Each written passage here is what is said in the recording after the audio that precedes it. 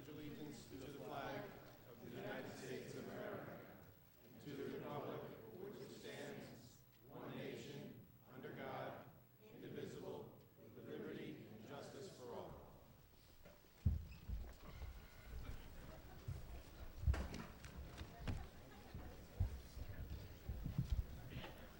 Good evening. My name is Michael Horodisky, and I am the chairman of the Ulster County Industrial Development Agency. The Ulster County Industrial Development Agency is holding this public hearing to provide for citizens to make a statement for the record relating to the involvement of the agency with a project for the benefit of Park Point New Paltz LLC, a New York limited liability company.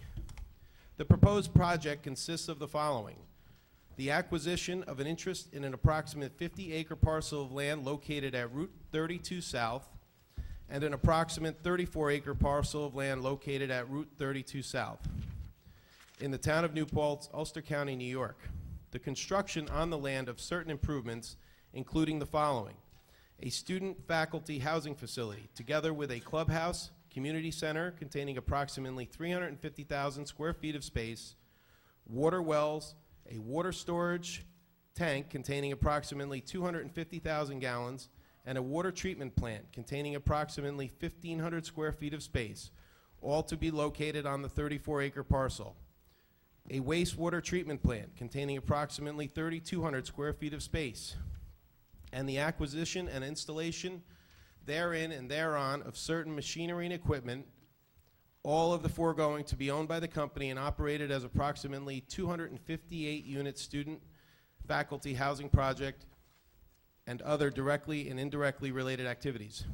The granting of certain financial assistance within the meaning of Section 854, paren 14 of the Act with respect to the foregoing, including potential exemptions from certain sales and use taxes, real property taxes, real estate transfer taxes, mortgage recording taxes, and the lease or sale of the project facility to the company or such other person as may be designated by the company and agreed upon by the agency.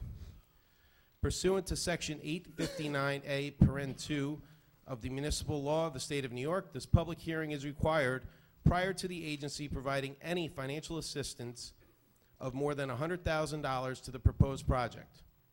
This public hearing is being held by the agency to satisfy the provisions of Section 859A of the Act. We have made arrangements for a stenographer to be present in order to accurately make a record of the public comments. Copies of the notice of this public hearing are available on the table in the back. Again, the purpose of this hearing is to solicit public comment with respect to the agency's involvement with the project. We are not here to answer questions, although in the course of the hearing we will consider questions if we have the information to answer the question and there is sufficient time to consider such questions.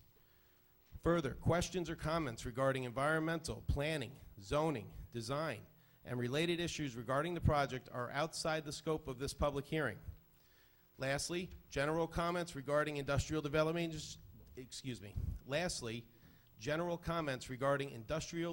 agencies are not relevant to this public hearing. By way of background notice, this public hearing was published on January 16, 2014 in the Daily Freeman, a newspaper of general circulation available to the residents of the town of New Paltz, Ulster County, New York. In addition, as required by New York state law, the notice of this public hearing was mailed on January 17, 2014 to the town of New Paltz, the New Paltz Central School District, and Ulster County. Further, a copy of this notice was mailed on January 17, 2014 to the village of New Paltz. Lastly, copies of the public hearing notice were posted on the bulletin boards in the town hall of the town of New Paltz and the village hall of the village of New Paltz, and also posted on the agency's website. I am going to waive the full reading of the notice of this public hearing and instead request that the full text of this notice of this public hearing be inserted into the record for this public hearing. The comments received today at this public hearing will be presented to the members of the agency at its meeting on February 12, 2014, which meeting, like all of the meetings of the agency, is open to the general public. The notice of this public hearing indicated that written comments could be addressed to Suzanne Holt, the Director of Business Services of the agency. The agency has received a number of written comments regarding this project. All such comments will be included in the public record presented to the agency. In addition, for your convenience, the agency will keep the public comment period for this project open until February 4th, 2014, so any written comments received by the close of business day on February 4th will be included in the public record. By way of operating rules, we have asked that if you wish to make a public comment, please sign up or have signed up on the list on the table in the back. I will call on the people from the list in order. Once I call on you, you should identify yourself for the record, including your place of residence, and then make your comments. Please do so at the podium located in the front of the room here. Please speak clearly and slowly so that the stenographer can record your comments. I ask that you keep your comments to no more than 3 minutes. If your comments are longer than 3 minutes, we suggest that you prepare a written statement, and we will include your written statement in the record. We will now open the public hearing.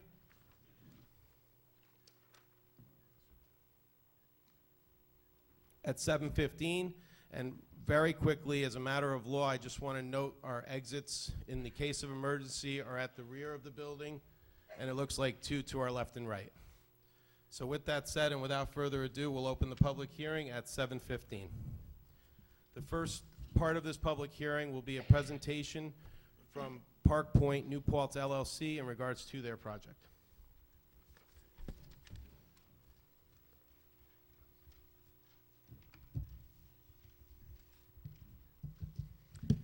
Good evening, everybody. My name is Kevin Wilmot. I am the Vice President of Finance at Wilmerite. We are the developer of Park Point New Paltz. Wilmerite's a family-owned upstate real estate developer with a long history of successful projects and good community relations. I'd like to thank the IDA board for allowing me to present our project here tonight. So, first of all, contrary to a lot of recent press reports, there are some significant benefits of this project to the community. First and foremost, I think everybody agrees that there's a distinct need for safe, quality student housing to meet the current demand. In addition to that, this project is going to create an estimated 215 construction jobs. That's an average over 18 months. And 10 direct permanent jobs, which would be working at the property once it opens and is operating. Furthermore, the pilot that we've been discussing with the IDA board here, this pilot is an existing program under the current UTEP rules. So we're not deviating from an existing program. This is a program that's been used on other projects, and we believe our project fits appropriately within the ground rules of this UTEP for this pilot. So while the pilot does provide for certain tax exemptions, we will be paying real estate taxes for the property. We'll begin paying in excess of $200,000 a year in year one, and that amount is going to ramp up over time. By our calculations, over a 50-year period, this property is going to pay over $30 million in property taxes. On the other side, the parcel as it currently lies is tax exempt. It's owned by the University Foundation. So without some help from the IDA for us to do this project, our project cannot move forward, and that property will most likely remain tax exempt. Furthermore, there's been some discussions about impact to town expenses of this project. As you know, it's student housing primarily, with a small piece for faculty housing as well. We did our own independent study with Camoin Associates, a third-party economic study company, and by our studies, the impact is going to be minimal. I'd like to invite one of our Camoin Associates people here to speak to how they got to their number. Yes, absolutely. Thank you, Kevin. Thank you for this opportunity. My name is Rachel Selsky. I am the Senior Economic Development Specialist at Camoin Associates. We are an economic development consulting firm based in Saratoga Springs, New York. We have completed economic impact studies on a wide variety of projects ranging from tourism to industrial, commercial, and real estate, and residential. We were hired by Wilmerite a number of years ago to assist them with the completion of their EIS, specifically the completion of the economic and fiscal impact analysis. I would like to just take a few minutes here to comment on our methodology, as well as describe the net positive impact that we see this project will have on the town of New Paltz. The economic impact analysis involves determining the new jobs, wages, and sales that would result from the project. I won't go into the detail because we were looking at the impact on the town of New Paltz, but our findings suggest that the projects will result in 73 new jobs, $2 million in new wages, and $7.8 million in new sales annually for the town of New Paltz. This is based on new residents in the town of New Paltz, bringing their spending into the town, creating new jobs and new revenue. We also reviewed the fiscal impact, which is to determine how the project will impact the town resources and the cost of providing community services. There are two parts. Of course, there's the revenue side as well as the expenses. So on the revenue side, there are three main components that we looked at. First, there will be pilot payments made by the developer to the affected jurisdictions. And under Category 5 of the Uniform Taxation Exemption Policy, the developer would pay between $450 to $750 per student unit. So we looked at a low and a high range for the net fiscal impact. Second, the developer will also be paying property taxes on all of the faculty units, the utilities, and the clubhouse, and Kevin touched on that a bit. And third, we looked at the variable increase in revenues that would result as a result of new population in the town. So new people in the town will result in some variable revenues that will increase as well. So we looked at and calculated those three primary new sources of revenue for the town. On the other hand, there will also be some additional expenses for the town. And we looked at two primary sources of these. Of course, the variable costs that will rise as a result of the increase in population, similar to the increase in revenue. There will be a slight increase in expenses for general town operations. And the big one is the impact on the public safety providers. And I'd like to just take a few minutes here to go through our methodology for determining the impact on the public safety providers, as I know that is important to the town residents and the town. The first step in this process was to hold calls with representatives of the three primary public safety providers in the town. We spoke with Chief Snyder, Chief McGuire, and Chief Bassinet. During this initial call, we described the project, we discussed their budget, their operation capital, any debt service that they currently have, as well as asked their opinion as to what they believed the impact of the project would be on their services in terms of new calls, as well as whether they would need to purchase any new equipment to service the project, get new facilities, any types of those major investments. All three of the service providers noted that there would likely be an increase in call volume, but that their current services or their current equipment and facilities could handle that call increase. Therefore, we reviewed the budget for these three departments and identified the current town costs that excluded the debt service and other major equipment costs to identify the average cost per call for the current call volumes of the three departments. This provided us with an average cost per call that we could use later on. The second piece is certainly estimating the number of new calls that would result from the project. So again, our first step was to speak with those three representatives, but we also did some additional research. Camoin Associates conducted and reviewed a FOIL request for the number of public safety calls to multifamily complexes here in the town. We conducted a FOIL request for the number of fire calls to the dorms on the campus. We reviewed the current public safety calls to similar projects in other communities not owned by Wilmerite, as well as a number that are owned and operated by Wilmerite. And finally, we spoke to the New York State Division of Criminal Justice Services. Based on all of that additional research, we were able to determine that the average call per student for these similar projects is 0.1169 calls per student, and the average call per unit, so in some of the cases they're not student units, but they're multifamily apartments, the call per unit is 0.3584 per unit. So applying that to the current project, that would result in approximately 40 additional calls per year for public safety. Moving on, we also conducted analysis to apply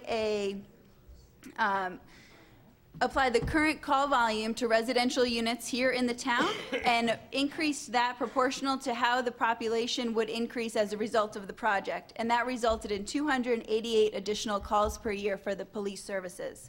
We used this call volume in the analysis as a worst-case scenario for the town to be conservative and offer the town a good understanding of how that could possibly impact them.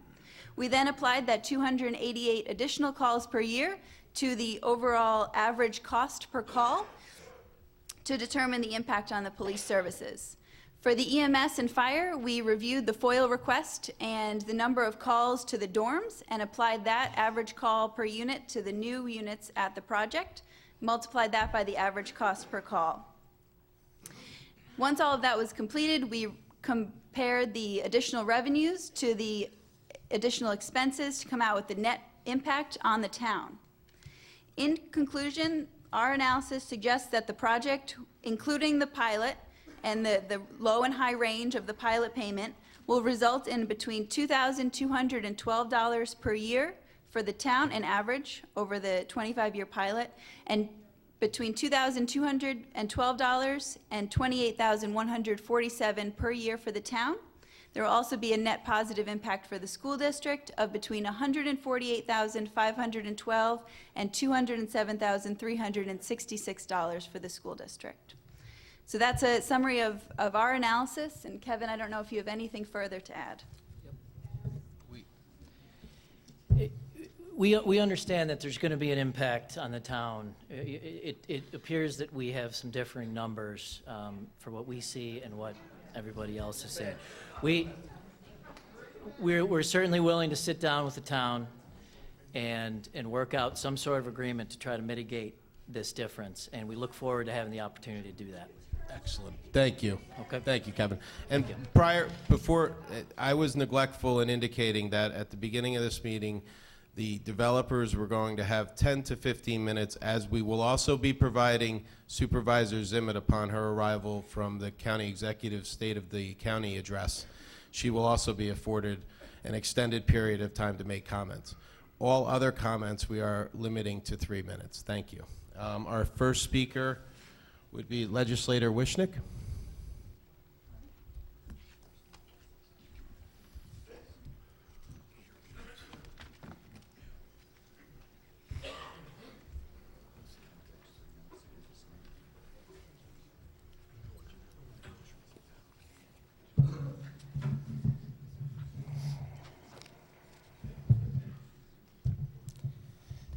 Thank you for the opportunity to be here this evening and for being with us in New Paltz. I know that you are all volunteer board members and you are serving the county, taxpayers, and others at your own expense and time, and that is appreciated. Being limited to 3 minutes, there are many things that were just said by the applicant I'd like to address, but I can't. There are many things I wanted to just talk about that I can't. And so what I'm going to attempt to do here is read through my comments as quickly as I can, and we'll see how far we can get. And I'll hand it to you after.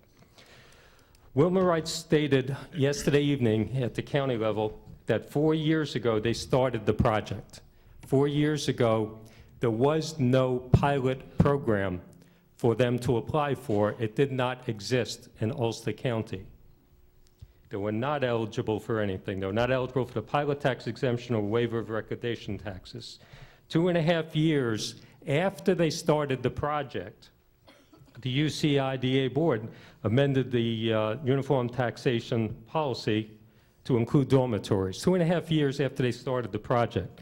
Now, Wilma Wright says the project can't proceed without huge tax abatements. Typically, a company doesn't invest in a project for 2.5 years unless they believe it will return a good profit.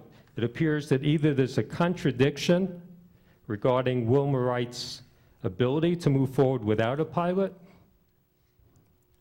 or the pilot may have been specifically, the pilot program may in some way have been specifically created to meet their needs. I don't know which one it is, but it doesn't feel comfortable either way. Regarding Section 7, why is it that dormitories is the only category exempt from the matrix that evaluates economic benefits from the community?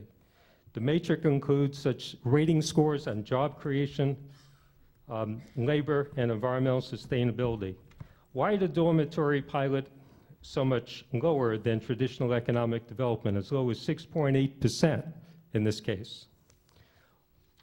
Why weren't the resolutions of local governments who were opposed to this considered fully by the board and acted on appropriately? That includes Ellenville, City of Kingston, and Saugerties. There are many issues in this, and your specific regulations allow for you to address it in Section 3B. This project does not have public support. That's one of your criteria. How many people here are opposed to the granting of a pilot? I don't call that public support for a pilot. That's one of your criteria you have for deviating from your standards. Also, as you look in the standards, look at Section 1, 3, 6, and 7. The criteria in all those sections give you the ability to not grant this application before you. I don't understand this 25-year when traditional economic development doesn't get it. I don't understand the subsidy of $4 million per job created. That doesn't sound like economic development to me. It sounds like a subsidy for something specific for SUNY. Thank you very much. Thank you.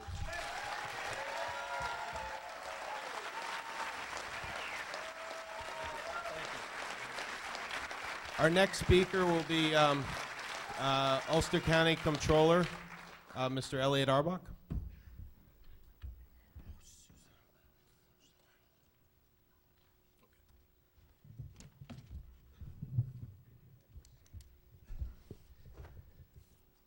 Well, good evening, gentlemen. Good evening, Susan. Thanks for the opportunity to address you tonight and let you know how excited I am to see that projects like this both fill a need and spur the economy.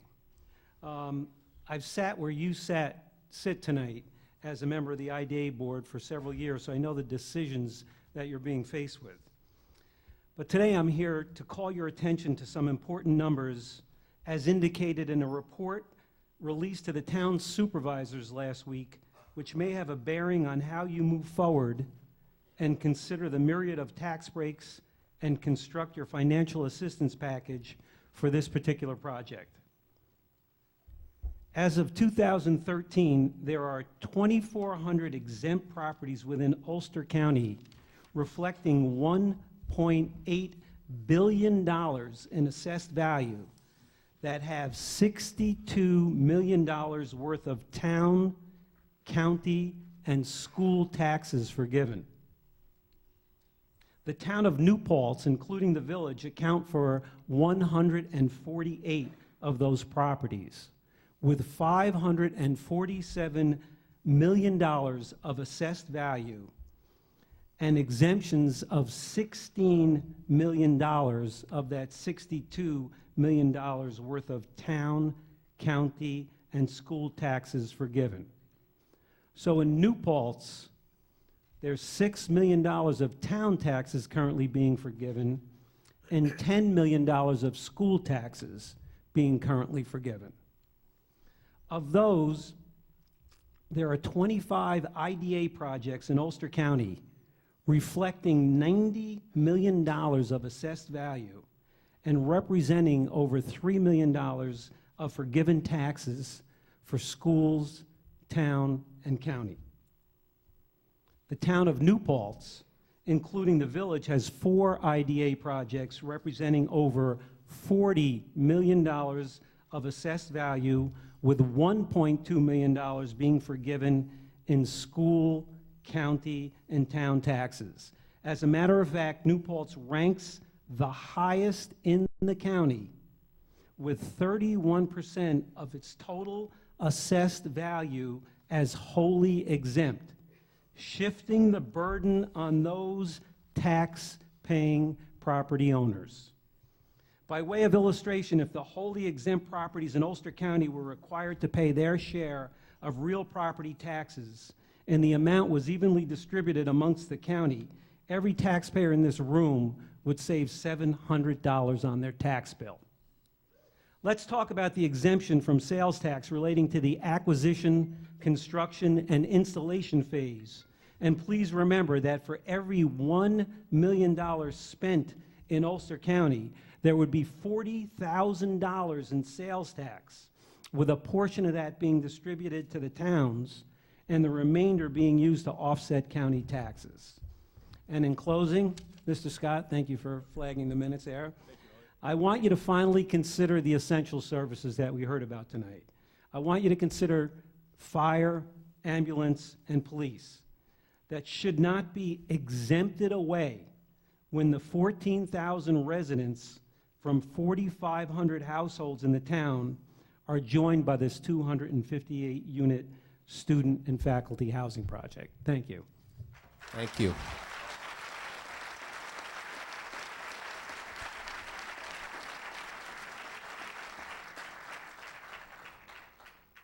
Supervisor Zimit? And as we stated before, an extended period of time was afforded to the developers. An extended period of time of 10 minutes will be afforded to Supervisor Zimit. And it might be a little bit longer than 10 minutes. I didn't time it, but since there's 5 people I'm speaking for. Also, when I do get done, I do need to then take a little bit of extra time to read a statement from the Ulster County Supervisors, which I cleared with Suzanne Holt, that I was asked by the supervisors of Ulster County to read a statement that they provided also. Could we just take that into our record? I think the people sitting in the audience might want to hear what the supervisors say. Okay? So their statement is very much shorter than mine. So don't worry about that. And I also apologize to the audience because my statement is quite long, but it's pretty comprehensive, and there's a lot that the town board wants into the record as we've been doing this for a long time. So thank you for allowing the community the opportunity to speak with regards to the project before you. I apologize for missing all the people who spoke before me, but I was requested to be at the Ulster County Executive State of the County address, and I will just say it was an amazing address with phenomenal initiatives, and I'm sure you'll hear all about it. It's important to start out by saying that the New Paltz Town Board and many in our community support SUNY New Paltz. We understand the importance of the university to the economic and social fabric of our community, and we cherish its contribution. However, with those benefits comes a cost to the taxpayers. It is imperative that the granting of a pilot for a project that is being built for the benefit of the college not burden the taxpayers with the cost of services that the project will require from the town and the village of New Paltz. On that note, I submit the town board's letter to the Ulster County Industrial Development Agency for the public hearing on the application of Wilmerite, Inc. for property tax relief. For the reasons that follow, our view is that the UCIDA should not and cannot grant a pilot to the proposed project. There are 2 fundamental reasons for our opposition. First, the cost to the taxpayers of the town of granting the relief request far outweighs the benefits that the project brings. Second, the applicant cannot sustain its burden of proving but for the pilot, the project is not feasible. As to the first point, in the course of the ongoing seeker review before the Town Planning Board, the applicant provided a fiscal impact analysis prepared by Camion Associates on its behalf. That analysis was reviewed by a fiscal consultant on behalf of the town. The conclusion reached by the town's consultant is that the fiscal benefits of the project are significantly overstated in the applicant's report.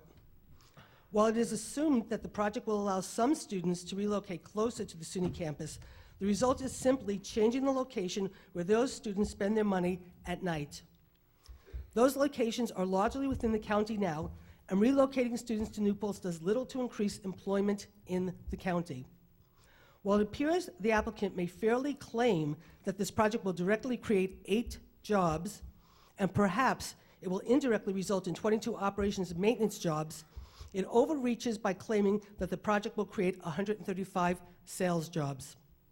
In exchange for the creation of perhaps 30 jobs, the pilot will deprive the taxing jurisdictions, including Ulster County, of 90% of the property tax revenue they otherwise would receive from this project, or a loss of approximately $1.2 million in tax revenue a year.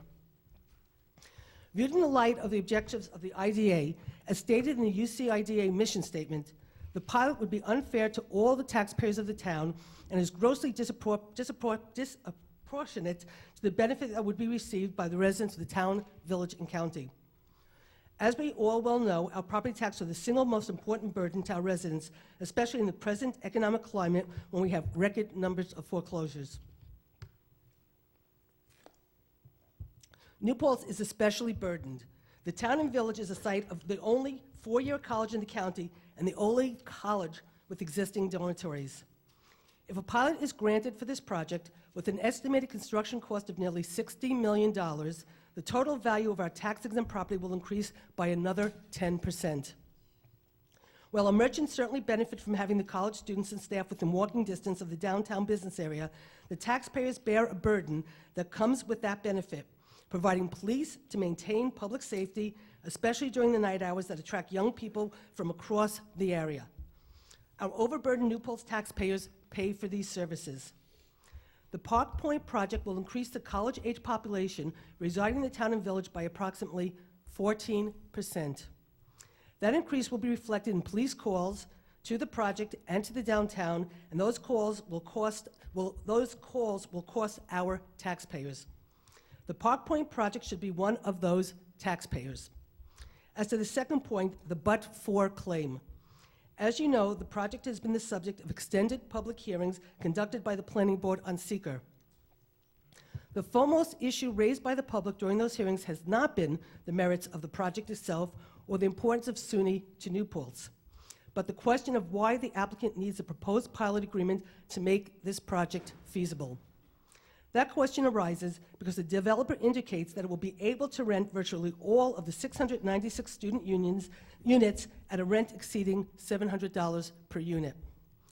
The town board finds no evidence in the record that the applicant has shown that but for the pilot, the project cannot be constructed. The applicant has not shown that the project will result in the retention of jobs that would otherwise be lost to the county. Clearly, housing for SUNY New Paltz students would not be constructed outside of the county. The IDA pilot will not, if it's denied, will not make this project go elsewhere. It's got to be built in New Paltz.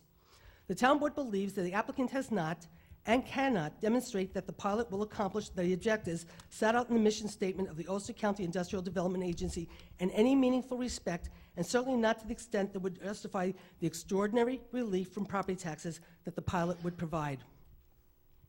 In considering the need for a pilot, the agency should keep in mind that the applicant sold a similar project late last year for $100 million, not very long after it claimed to the local school district that the value was much less.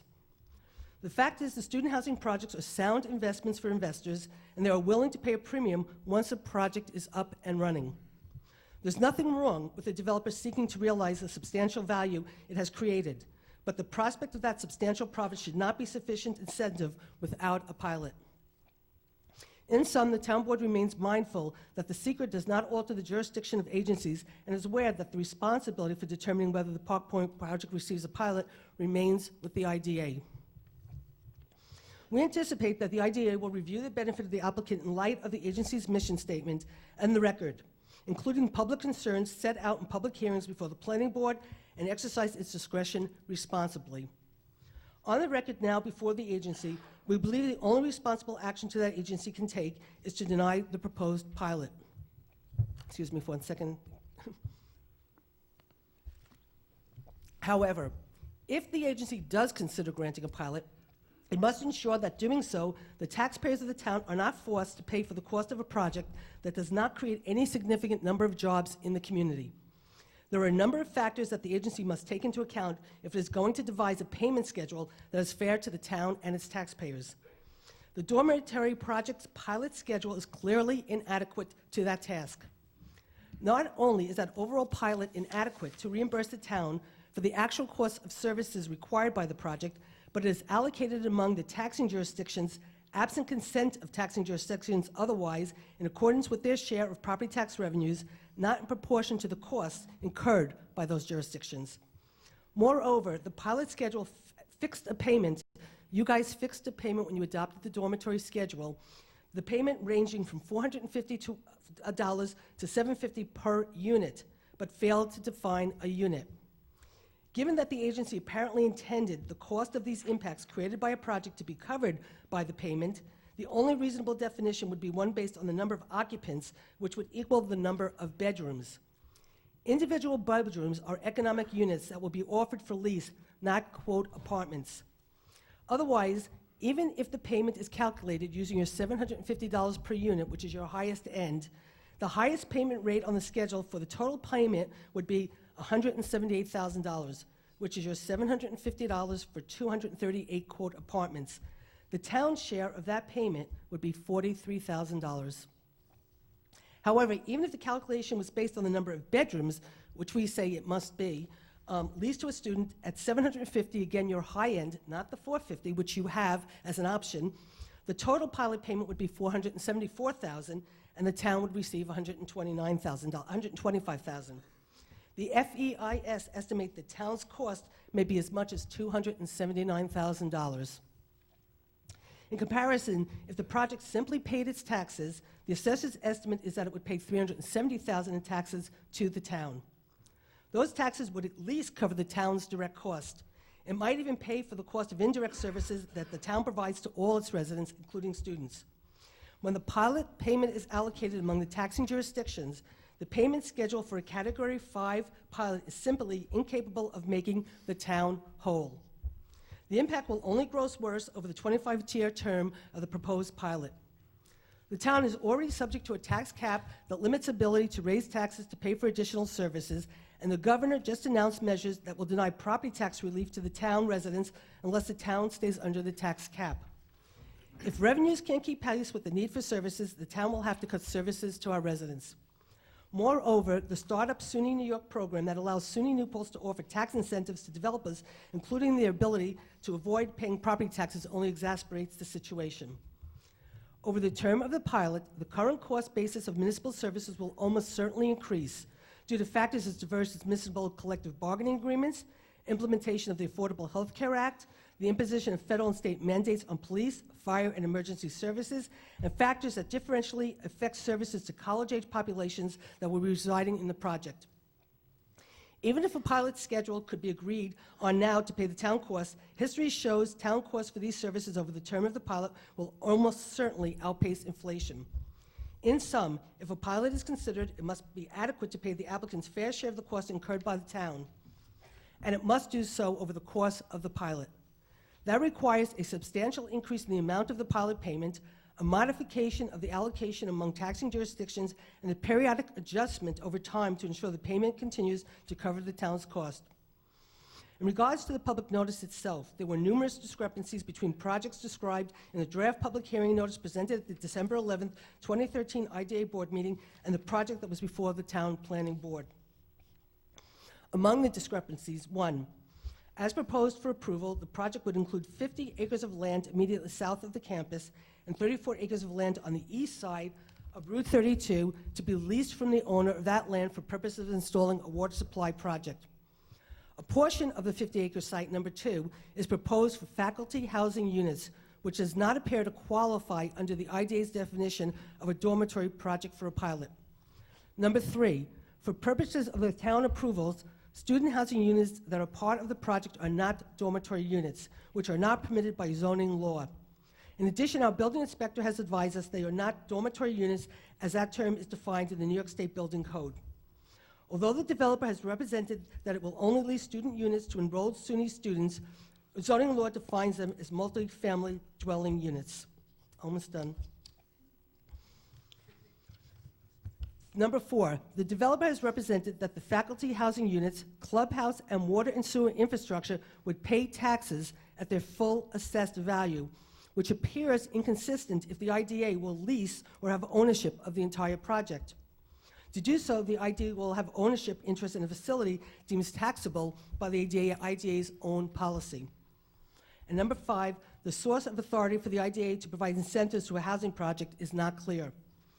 Further, as noted above, the IDA's definition of dormitory housing projects is not clear, and the town does not accept or agree that the student housing component of the project consists of, quote, 232 units. These inconsistencies in the notice fail to protect the integrity of the public hearing process. The town is well aware of the timeline desired for the construction of this project and the need to keep the process moving. The town is concerned that the consequences of a flawed hearing can affect the timeline to the detriment of all the involved agencies as well as the applicant. The town believes it would be prudent to keep the hearing open and republish the notice in its correct form. In the interim, we request that the IDA and its staff consider the issues raised above and meet with the affecting taxing jurisdictions to discuss the specifics of its current policy. Thank you very much for your time on behalf of the Town Board of New Paltz.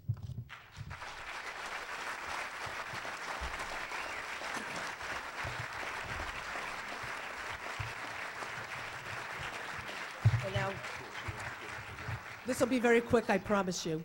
This will be very quick, I promise you. I'm going to give you copies of this too, but I have to correct something and I'll get it to you, okay? This was voted on last week. The town supervisors of Ulster County meet once a month for a breakfast meeting, and we conduct business as the supervisors of the county. And this resolution was passed by the supervisors, and it was put in a letter by Carl Chipman, our president, the supervisor of Rochester, and I was asked on behalf of the supervisors to read this to you tonight for the record. To the UCIDA Board of Directors, please be advised that the Ulster County Association of Town Supervisors and Village Mayors unanimously voted against the proposed granting of a pilot agreement by the Ulster County Industrial Development Agency for the Park Point New Paltz LLC project, our meeting held January 21st, 2014. We see the granting of this pilot agreement as an encroachment on home rule doctrine as provided by New York State law. In the light of the fact that both the Town Board of New Paltz and Gardner, as well as the Board of Education and the New Paltz Central School District have expressed their opposition to the granting of a pilot for this project. It is my understanding that the UCIDA has never granted a pilot agreement when there has been opposition expressed by local government. To do so now would be setting a dangerous precedent which could actually be detrimental to economic development in the long run. The granting of a pilot as being proposed could very easily be construed as an unfair, unfunded mandate being placed upon local governments involved, as those agencies will not be adequately reimbursed for the additional services which will have to be provided as a result of this project. Local governments are also guardians of the strategic vision of their communities as expressed in their comprehensive plans, and development should be vetted according to the UCIDA, working with local governments involved before this process even arrives at a public hearing stage. Once again, we believe that the UCIDA should not grant a pilot agreement when such granting is contrary to the wishes of local representative government, as is the case with this project. Thank you for your time and consideration. Sincerely, Carl Chipman, President.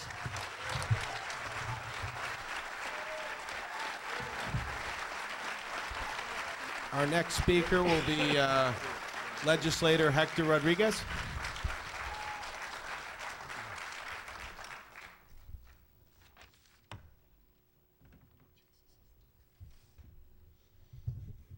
Thank you. Hector Rodriguez, Main Street, New Paltz, legislator for District 20. First, I want to thank you all for holding this public hearing and for holding this public hearing at a time when people could get here, and for holding this public hearing here in New Paltz. I've been a legislator for 11 years, and during what I like to call the dark times, there were times when the IDA would not hold the public hearing in the locality or at a decent hour, so I really do appreciate it. I would also urge you to hold this public hearing open, because I think you can see here not just the public interest that's here right now, but I think that there are more who could not be here tonight, who may want to also get the chance to speak to you. I'm not as eloquent as Susan or as Ken, and I didn't prepare any remarks, so that's either dangerous or I'll be very brief. From a process standpoint, I have to admit, I'm not sure that we've ever granted a 25-year pilot, but in this particular instance, I'm very worried. I haven't been this worried probably since the days that we were debating the Ulster County Law Enforcement Facility, which I think we all remember that one. This particular project, when I think the supervisor spoke very specifically about this, I think there is support for this project, or support at least for conceptually for the idea of housing for faculty, housing for students. I think we've long had a goal of trying to find an affordable way to keep faculty here in our community. But to do so in a process in this way, in which you have an applicant who, quite honestly, will not be paying their fair share, not contributing financially towards those services that are just vital and necessary, I think that's wrong. I think that my hope that the IDA will consider other avenues. During the debate on Woodland Pond, which is a project that was another hot topic discussion here in New Paltz, the IDA board and myself and former Legislator Zimit told the applicants, you need to negotiate with the town before you even come to the IDA.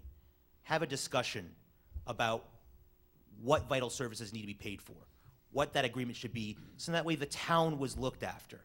I'm deeply troubled by the idea that the applicant will make an end round against the town, around the town, go directly to the IDA, get a pilot agreement, and the town of New Paltz will have no say at all, and very, very little.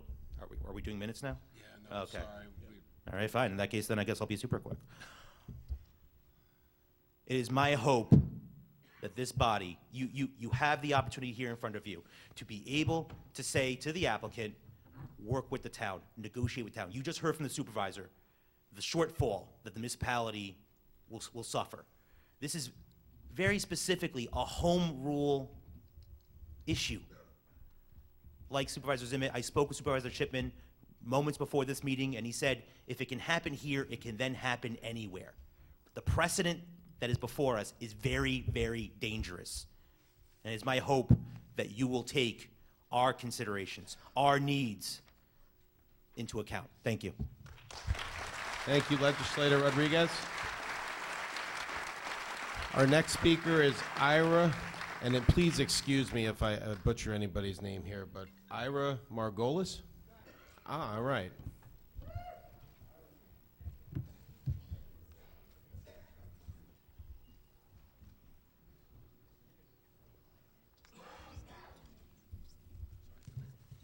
Thank you. My name is Ira Margolis. I am a member of I was a member of the former Police Commission. When we saw what I consider fuzzy math from the college and from Wilmerite, we decided to check the impact on the police department ourselves. And when I say fuzzy math, if you take the way they came up with their figures, what they did was they took X number of calls to the town, X number of calls to the village, and divided that by an average figure. What they didn't take into consideration is that a call to the town is one officer for maybe 10 minutes. A call to the village can be 5, 6, 7 officers for an hour or more. So that there's a major cost factor, and you can't equate the two. All right? This is what I've been trying to explain. They never asked. They didn't care because it didn't fit their scenario. When they talk about the benefit to New Paltz community, as I see it, the only benefit is there's nothing wrong with it, but the benefit goes to the downtown village businesses who will be able to get more income, and the college will be able to compete on a tax-free basis with their tax-free dorms. Now, the commission invited Wilmerite representatives to come down, meet with us and the chief of the police to go over what the chief felt was necessary to protect not only the village residents, remember the police department is the town's, but to protect the town residents if the police department is tied up in the village because of an increase in activity. Wilmerite refused. Their statement to us was, we don't have to talk to you, we only talk to the planning board.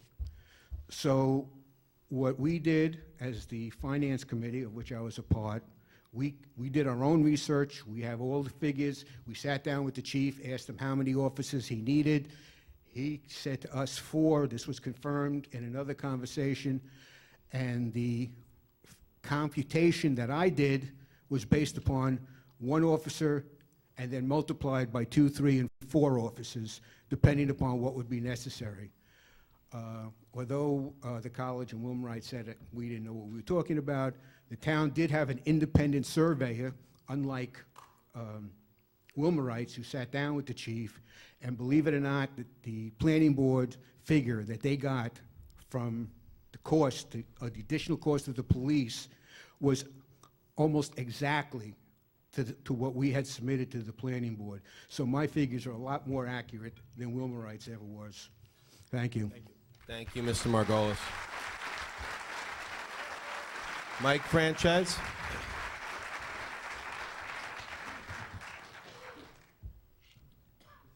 How you doing, everybody? I'm speaking, as a homeowner, a single house on half an acre of land. I'm speaking from the heart. I wish there were more people here to fight this, but I want people to see it from a different facet. The facet is the fact that this is going to go through. It's going to happen. So what are we going to do next time? We have to be proactive, not reactive. We're reacting to something that's already a done deal.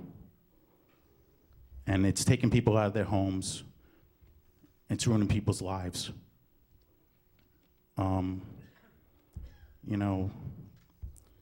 The money that is leaving here is going to people at Wilmerite, and I don't believe they live here. So it's that simple. I try to think it on a common sense level, but it's very emotional too, because I have a family here, and I'm losing my house. And I really wish that people would get more involved to see what we're doing, what's going on, and how we can be proactive instead of reactive. What's going to happen next time?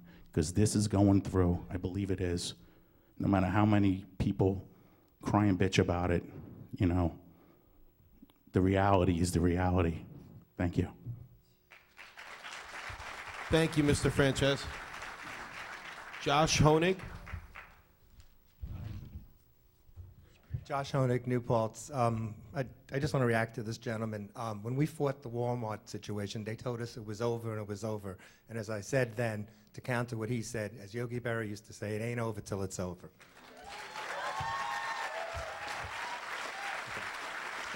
An article in the Times-Herald Record on January 17th, 2014, entitled 6 School Districts in Fiscal Stress, identified the New Paltz School District as one of those schools. Some of the factors that contribute to the reductions are reductions in state aid, cap on local revenue, declining property values, and of course, too many properties that are already off the tax rolls in New Paltz.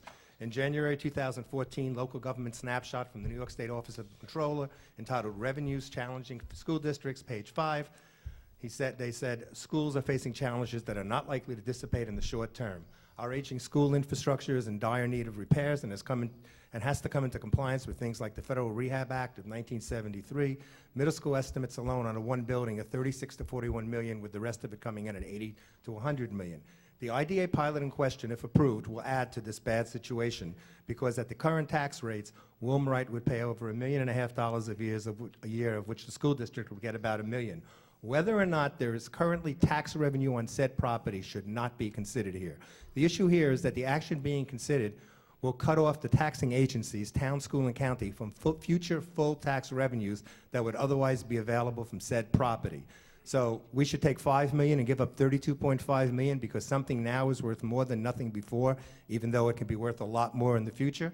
It may not have generated anything before, but if the project goes through, it's worth $37.5 million in taxes at the current rate for those 25 years that are being considered in the pilot. Those are numbers to look at. Who knows what the taxes will be and what the cost of doing business for the taxing agencies will be in the future due to contracts and escalating cost. Whether or not we have children in the school district, we as individuals have to pay taxes as we go year to year, and so must Wilmerite. I would ask the IDA to carefully look at Wilmerite's record on the Sibley Building in Rochester, New York, where they owed over $22 million after they stopped making loan payments in 1998. In the end, when this was all settled at the end of 2013, they did not pay off the float loan obligation or delinquent pilot obligations and screwed the city and others out of $19.9 million, which they'll never pay back. It's not up to the public to ensure the future profits of a multi-billion-dollar corporation at the expense of the individual taxpayer's future. When they invest in a project, it's a risk they calculate is worth it. We've looked at it. We can't afford to invest in it, and we choose not to. They must be able to survive on their own in a free economy. We wish them the best of luck, but don't make a bad situation worse by taking away any possible future revenues for New Paltz in these hard economic times. Our community cannot stand the impact of more lost taxes. We ask the IDA to honor home rule as it is the only fair and decent thing to do. Thank you, Mr. Honig. Mr. Donald Kerr.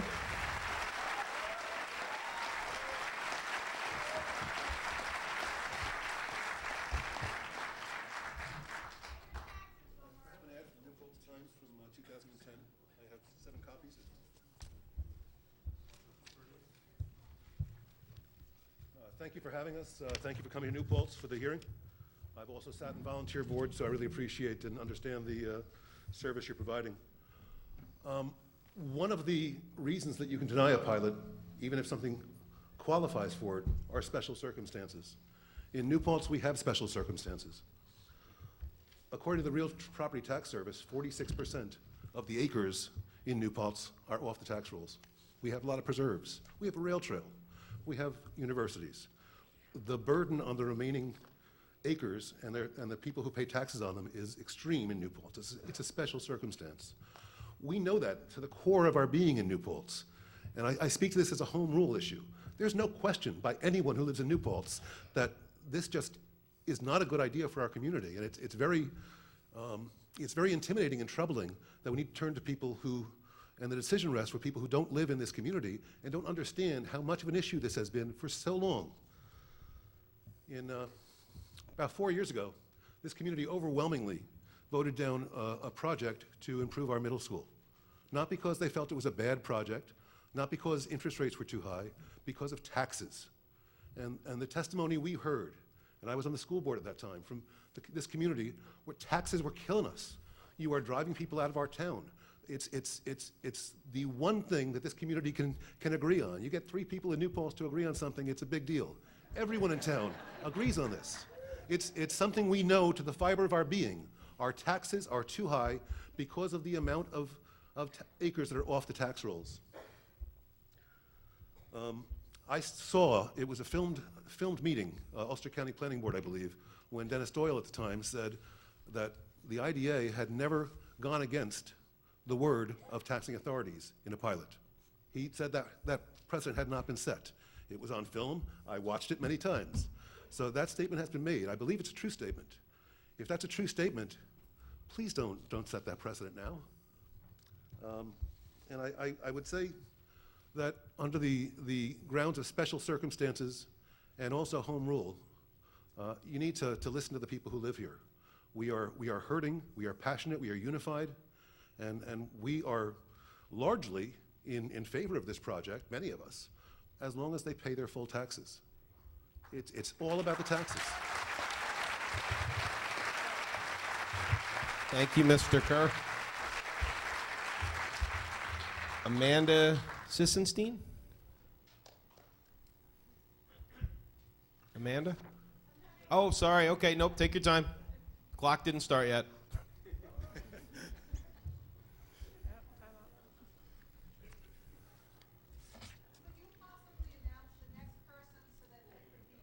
I think that's a wonderful idea. Thank you. Ralph Scandalfiato?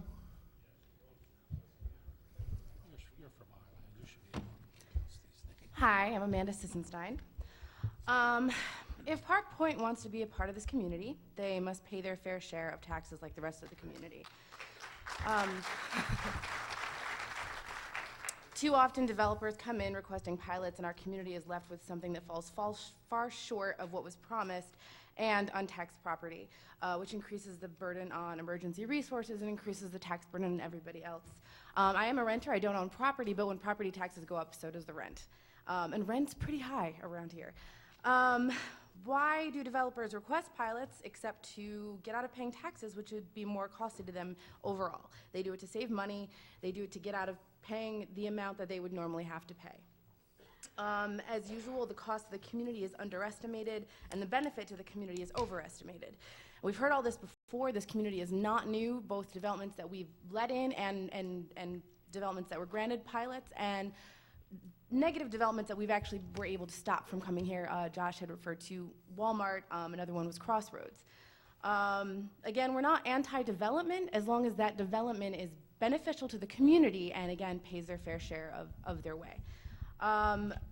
Everybody's already given you the facts and figures about the underestimated costs on the police services, the school districts, the fire department. And, you know, like I said, we've fallen for it before. It's happened before. Please don't make us go through this again. The other thing that I heard one of the Wilmerite folks say was talking about the new residents that this was going to draw to the area. But I mean, there's not going to be new residents. This is going to be housing for students who are currently living off campus, students who are in triples on campus.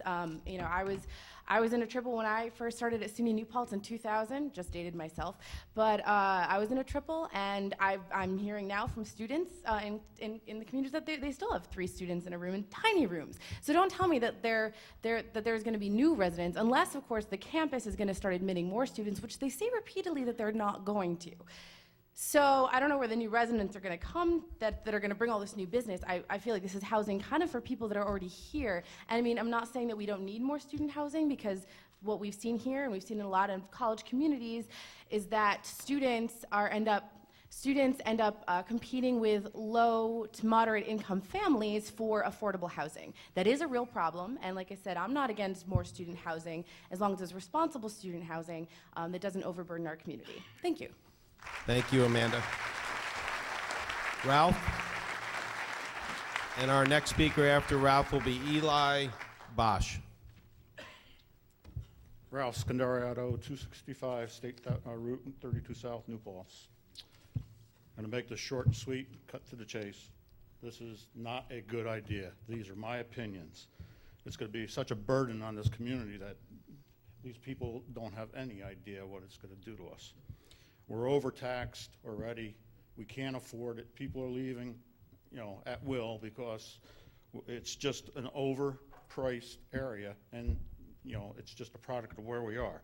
To allow an outfit to come in and get tax exemption while we're paying taxes, everybody here should revolt and not pay their taxes and let them carry the load.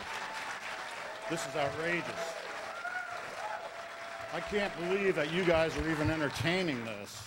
This is our community, not yours. Let our politicians, let our government make that decision, not you. If you want to be part of this, move into New Paltz and pay your share like they should be paying their share. Then you can be part of the decision process. Thank you. Thank you, Ralph. Eli? And Sean Griffin after Eli. Well, the temperature just went down. I'm here to support the project. And I'm Eli Bosch, and I'm from Kingston, New York. I've spent my entire 65 years here, and I'm a product of public education. I support the foundation of New Paltz. I support this project, and I can look around the room. Probably half of the people wouldn't be here if it wasn't for the college. And this is something that the college needs. We desperately need housing for junior faculty. They're the lifeblood of the faculty, and we need it. Our students... Can we please provide the speakers an everyone, opportunity to speak? Thank you. Yeah. Pay for it? They certainly pay for it. They're going to pay for it in income tax. They're going to pay for it in sales tax. When they spend the money that they earn when they work here, that money circulates. It goes to merchants. The investment is...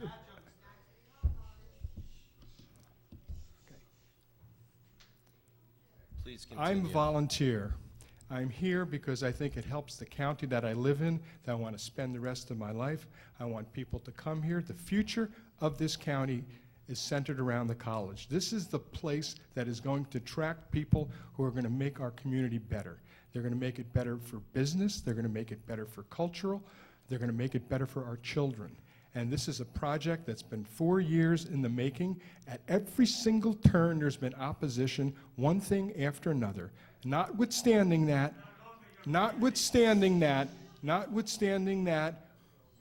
we are still continuing to support this. The college faculty needs it, the student body needs it, the county of Ulster needs it, and that's why it's a county decision, not a local decision. They will pay their fair share, they will contribute, and this will make New Paltz, Ulster County, and in fact our state better. I thank you for the courtesies that some people have extended me. Thank you. Folks, please, this is a public hearing, and there are going to be comments for and against this project. So as the speakers are speaking, please let them speak. Thank you. Good evening. Mr. Griffin. Good evening. My name is Sean Griffin. I'm with the law firm of Harris Beach. I represent about 40 IDAs statewide. In this particular instance, I represent the developer. This is a common discussion, a common understanding and issue we're having in communities across the state of New York. We have an upstate economy that's heavily reliant upon meds, beds, and eds. Whether we like it or not, the government burden on that tax base has grown well beyond, and I think what the comptroller was really pointing out, if you listen in between the lines, our property tax structure was never meant to carry the type of burdens it's currently carrying. That's why a homeowner has such high taxes. But we're at a point now, without structural relief on that, that if you don't cause some growth in your tax base, any rateable growth, you're just circling the wagons and pointing inward. You're just rearranging the deck chairs on the Titanic. In upstate, we can't afford that. That's why the IDA has been tasked with one of the more difficult jobs we've seen. I want to point out a few things. I can tell you now, we can put it in writing, we can say it anytime you like us to say it, but for the pilot, this project will not be built, period. We'll put it in writing to you, it will not be built. And people are having a lot of fun with the numbers. If you torture numbers long enough, they will confess to anything you want them to say. But I can tell you, when we started out 2 years ago, we went without the political environment and asked the expert. We asked the people who are providing the security services, the police. We have a letter, it's in the packet to the IDA board, from the chief of police indicating there would be no new equipment or no new staffing needs as part of this project, period. None, zero. We asked the school, we asked the school if there would be costs to this high school system, the K through 12 system. We have a letter, it's also in your packet, indicating there would not be additional costs to the school. We went out and hired consultants. They tortured the numbers and came up with an amount that we said we would pay to the town. We've offered to meet with the town. The town has put us off to date. The town has said that they will, I got a call from their council today after bringing this up before the legislature last night, that they will meet us towards the end of this month. If the town will sit back down with us, we're not going to pay for their police department, but we will pay their impacts. We will not burden this town. We've said that before. And we were induced, this developer was induced 2 years ago by this IDA to hang in there with this project. We're paying ground lease payments. We're paying a significant amount of money to stay here. If you don't want us in community, tell us now. But without this pilot, this project will not be built. I don't envy the board's job, but we need to balance the needs. If you want new rateable tax base built, there's got to be some accommodation on the property taxes. We will sit down and use the current UTEP, and we will sit and work with the town if they will grant us the opportunity to sit. Thank you for your time. Thank you, Mr. Griffin. David Dorsky, and after would be Barbara Carroll. David?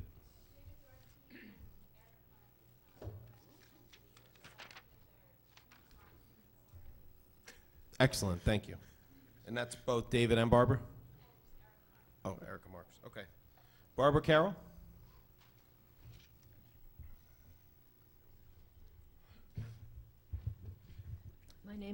My name is Barbara Carroll. I'm a resident of the town of Esopus, but also of the New Paltz Central School District. Building additional housing for SUNY students and faculty seems like a great idea. However, your mission statements is to advance the job opportunities, general prosperity, and long-term economic vitality of Ulster County residents, and to foster creation and attraction of new business. That's from your website. As a retiree resident of the town of Esopus, I have yet to see any convincing evidence that this apartment complex will accomplish any of these things for those of us in Esopus who are also taxpayers in the New Paltz Central School District. Since school taxes comprise the majority of our property tax, this pilot will create a significant burden on those of us in Esopus without any compensatory economic benefit other than a possible few itinerant temporary construction jobs. Why in heaven's name should we in Esopus be forced to bear this burden in order to fatten the profits of an upstate real estate development corporation which already owes nearly $20 million in back taxes to the city of Rochester? Thank you, Barbara. Harry Tabak. And after Mr. Tabak would be Robin Cohen-Laval. Yes, my name is Harry Tabak. Yeah. Sorry, Mr. Tabak. It's okay. I'd like to say that I think there is tremendous support here for the project. I don't think everyone, from the sound of it, that there is opposition. I think we would welcome the housing, and the biggest contention here is the paying fair tax and not burdening the community. My background is in real estate. I've had student housing. We built housing. We paid extraordinary amount of property taxes, and it still worked, and there was plenty of profit.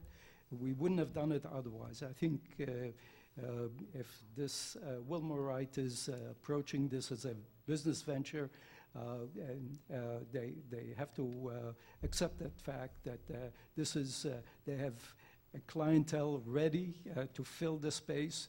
I don't think they're going to struggle to fill their housing. There will be obviously very, very nice, beautiful accommodations for them, and I think they'll do very well without this pilot program. I think that Wilmorite has stated that, but for the granting of the pilot by the UCIDA, the project would not be financially viable for them.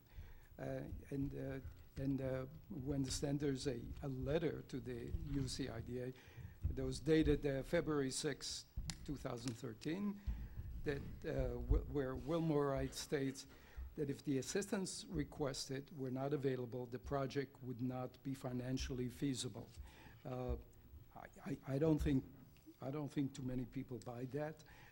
Hopefully they haven't approached this as a subsidized housing project, and will rethink this and accept it as a for-profit venture that will be a very, very good investment for them. And I believe this is a valuable asset to the college. It certainly will be an asset to the community if done with the support of the community.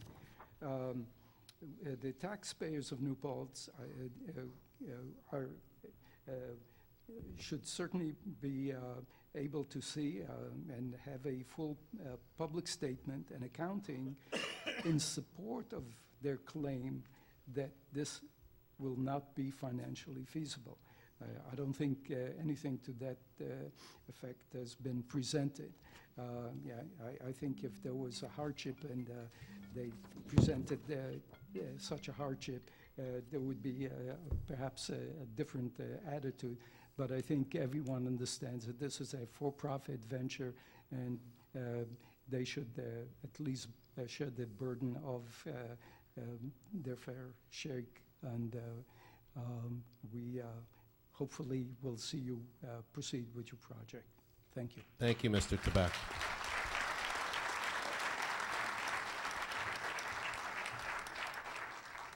And after Ms. Cohen-Lavalle, Andrew Gar.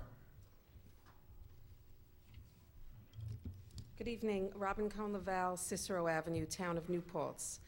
I'm a decades-long homeowner and property taxpayer in New Paltz.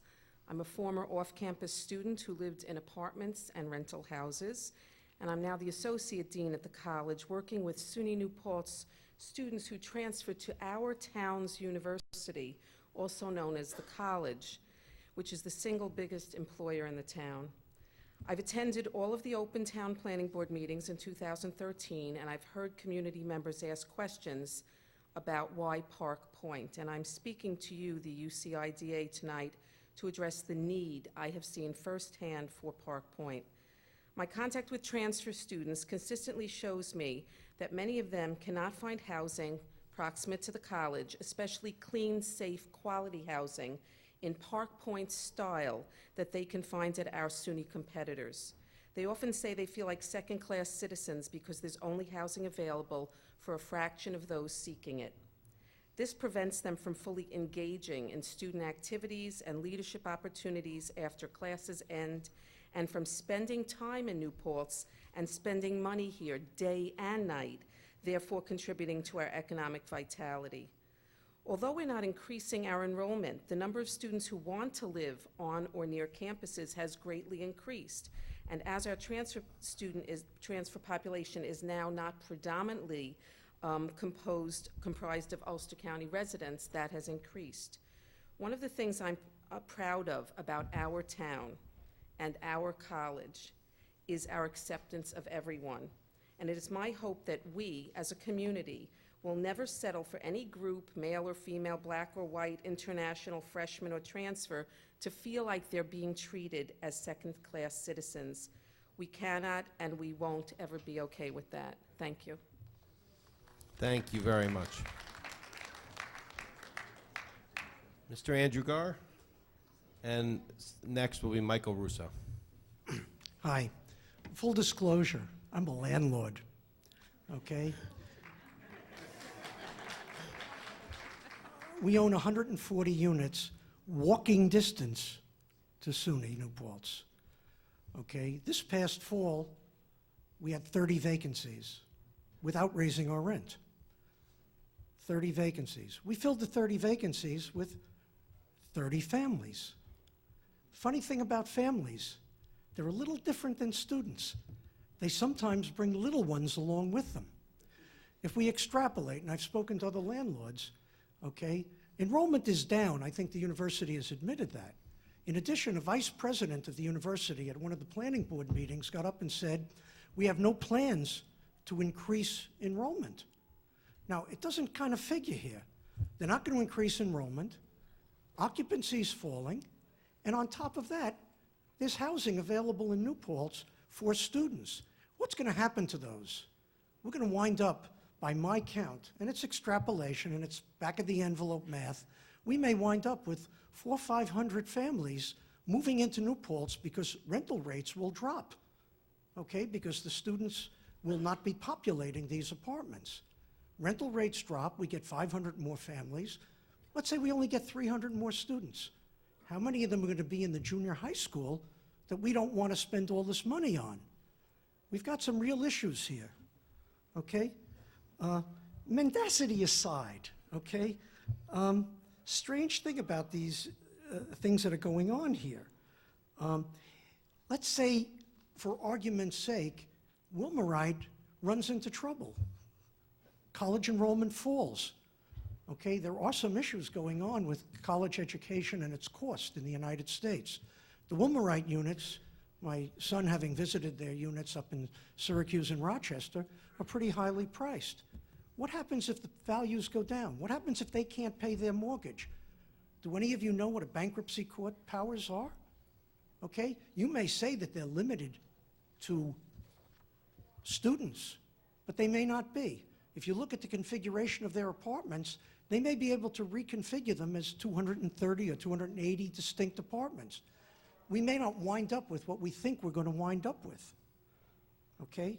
Also, you should note one economic fact, okay? All right? I'm a real estate developer, real estate owner. Right now, cap rates are about 6%, let's say, meaning that a developer can sell his apartments for about 16 times its cash flow. Simple math. Every dollar you give Wilmerite in tax relief is putting $16 in their pocket. Give them $1 million, that's $16 million. $16 million is a lot of tax money that could have gone to you that's going to go to Wilmerite. Thanks. Thank you, Mr. Paltz. Michael Russo, followed by Shannon Roddy.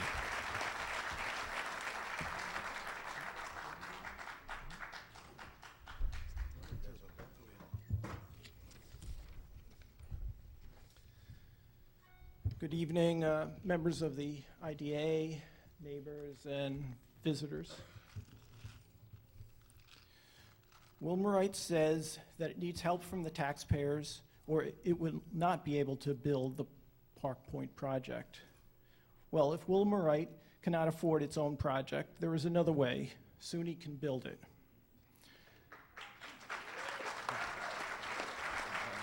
Yes.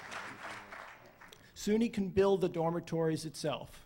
The New York State Dormitory Authority exists for the exact purpose of making capital available to campuses serving the public good that need to build housing. The prevailing wage and competitive bidding rules applying to SUNY and other public entities were created by legislative action to promote economic well-being to the citizens of our state.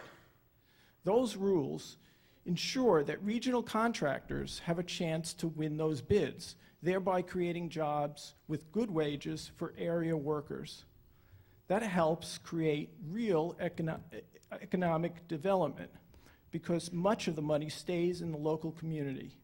In fact, studies have shown that government building projects return over $1.50 back into the economy for every dollar of cost. Instead, what we have here is a proposal sponsored by the SUNY Foundation and JAM of New Paltz that skirts those rules of prevailing wage and competitive bidding. What we have here is a $56 million construction project granted without competitive bidding. What we have here is a very large construction and property management business owned by an even larger company that does property management, that would be Masaryk, and they're asking for a handout from local taxpayers. To dispel the notion that prevailing wages pushes up costs, I want to point out that study after study show that this is not so when one considers overall cost and return to the taxpayers. And I have 6 studies here, and I'm only going to read one to save time. I'm at 30. 2013 study by Illinois Michigan researchers found that Illinois' prevailing wage law is associated with positive labor market outcomes for construction workers. Prevailing wages do not lead to increases in costs for public construction projects. Prevailing wages encourage apprenticeship training in construction industry. The repeal of the Illinois prevailing wage law would result in $3,300 job losses throughout the state, $1 billion decrease in GDP, and $44 million in lost tax revenue. SUNY can build these dormitories. If they do, they will have their own police force to take care of the residents. If SUNY builds the project, there'll be no negative impact on our schools, our police, or our local economy. Mr. Russo, unfortunately, we're going to have to. Thank you. But we'll be happy to, Thank you. if you would like to submit those. I will submit it in writing. Yeah, that's fine. Ms. Roddy, followed by Bruce Gilman. Good evening. My name is Shannon Roddy. I'm the Chief Financial Officer for SUNY New Paltz Foundation. SUNY New Paltz Foundation is committed to its mission of supporting SUNY New Paltz. The college has identified student housing as a critical need, which the Park Point project seeks to address. The foundation purchased the land in 2007 with the intention of developing safe and proximate student housing and housing for the college's faculty and staff. Of the options available to us for developing the property, we chose to partner with a developer because this approach offers us the benefit of a shorter time frame when compared with using bonded state funds. This approach benefits the town as well. The town has a voice in the process, and the town's voice has been heard in developing the site plan. The project will pay full taxes on the portion that is dedicated to faculty housing, and will pay taxes in the form of a pilot for the first 25 years and full taxes thereafter on the student housing. It must be emphasized that the foundation's land is currently tax exempt, and so every single dollar of tax and pilot revenue derived from this project will represent an increase in town revenue. Additionally, the project provides the benefit to the town of additional water and sewage treatment plants valued at $2.3 million, which will also be fully taxed. We're committed to providing the college with the housing it needs, and if necessary, we'll explore other options to ensure that the shortage of affordable, high-quality student housing proximate to campus does not jeopardize the future of the college as a public institution and is one of the main economic engines in our region. I have seen the signs in town saying, "Let SUNY build it." If that happens, there will be no tax revenue, ever, for the community to cover the cost of services. SUNY New Paltz Foundation remains positive that this project, as developed by Wilmerite, will result in a win-win for the town, the college, and its students. Thank you very much. Thank you, Ms. Roddy. Mr. Bruce Gilman, followed by Justin Katz. Good evening, and thank you for this opportunity. My name is Bruce Silner, and I'm the Dean of International Programs at SUNY New Paltz, where I've worked for 28 years. I'm proud to be able to say that SUNY New Paltz is the most international of the SUNY comprehensive campuses. A significant number of our students study abroad. Those who do not have the opportunity to interact with international students from over 50 different countries. In a calendar year, our office, the Center for International Programs, serves over 1,000 international students. They bring the wider world closer, not only to the campus, but to the community at large. At this point, our efforts to recruit new international students have been constrained. As our international reputation has increased, we've been approached by a growing number of universities and organizations from abroad regarding academic collaboration. We've reluctantly had to decline many of these opportunities because we're unable to offer housing to these international students. For many prospective partners, this is a deal breaker. It is difficult to bring students thousands of miles from home and not to be able to guarantee them a place to live.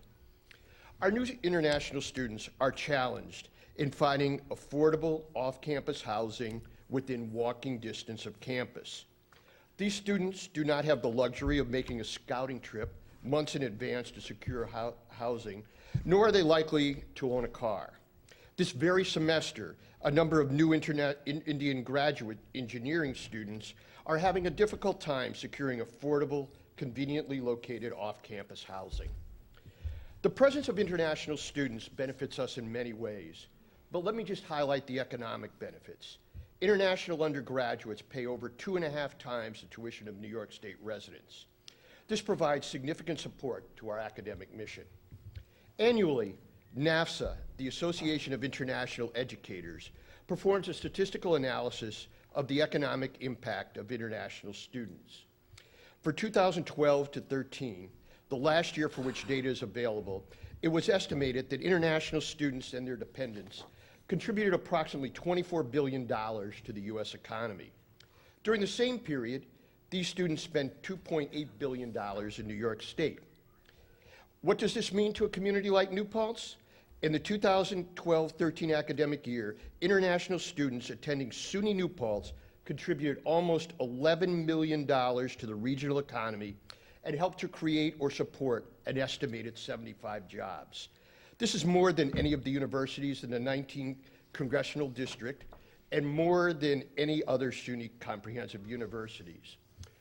Recently, we were called by the manager of a regional Target store to tell us that the day the international students arrived, they had the largest single one-day spike in sales.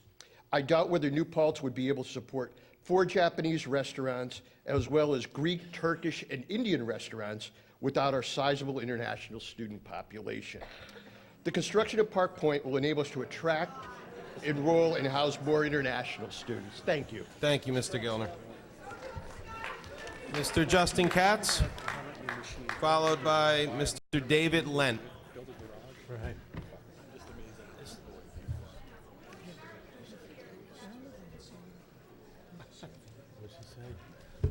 Hello, good evening. My name is Justin Katz. I'm a fairly relatively new homeowner here in New Paltz, but I was born here, I went to school here, I graduated right here, and unfortunately the taxes here are killing me.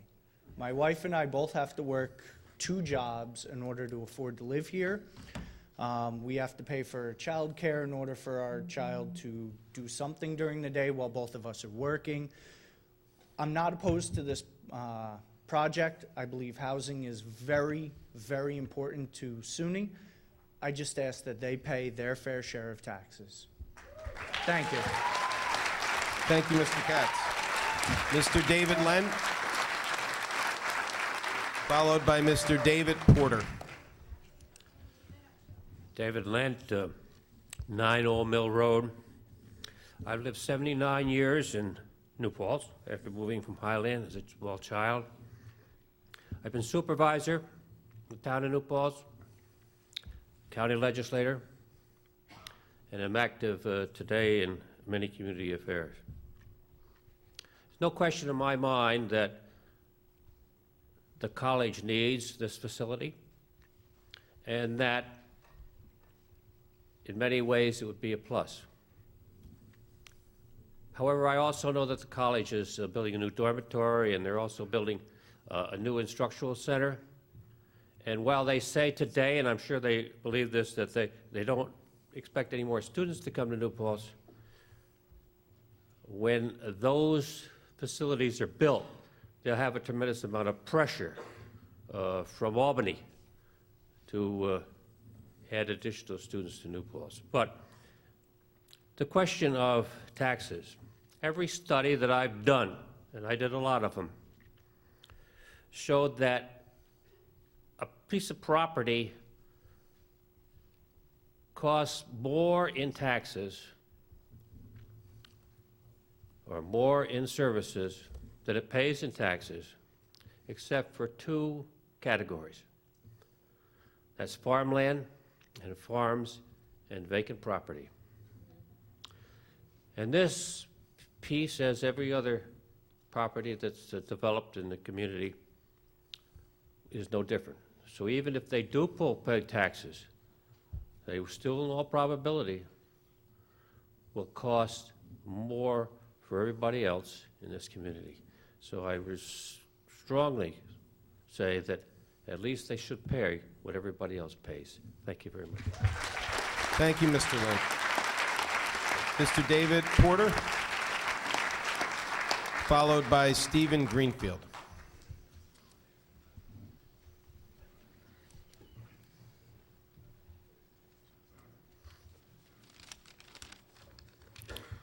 Hello, I'm David Porter, and I live in the town of New Paltz.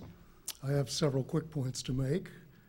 There have been several recent reports over the last decade about the statewide practice of IDAs, and they agree that IDAs typically provide support routinely to projects that would have been completed without such assistance. I would suggest that if Wilmerite is serious in threatening the community, that it will go away unless it receives the pilot, that it go away.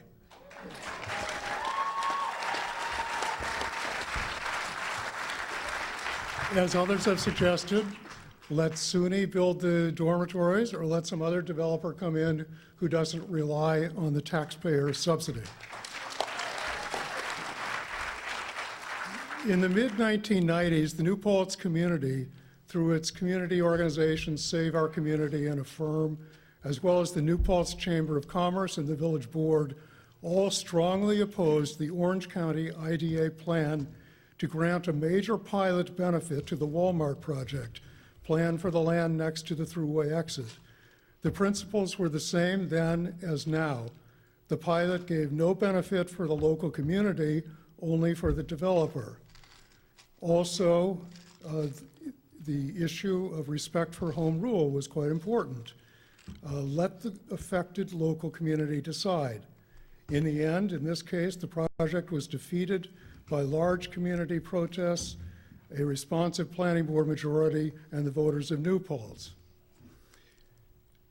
Finally, this county IDA should be aware that for several years in a row recently, the county legislature, under both Democrat and Republican majorities, unanimously agreed to respect the principle of town home rule concerning a highly controversial supposed winery project in New Paltz at a dangerous and inappropriate location.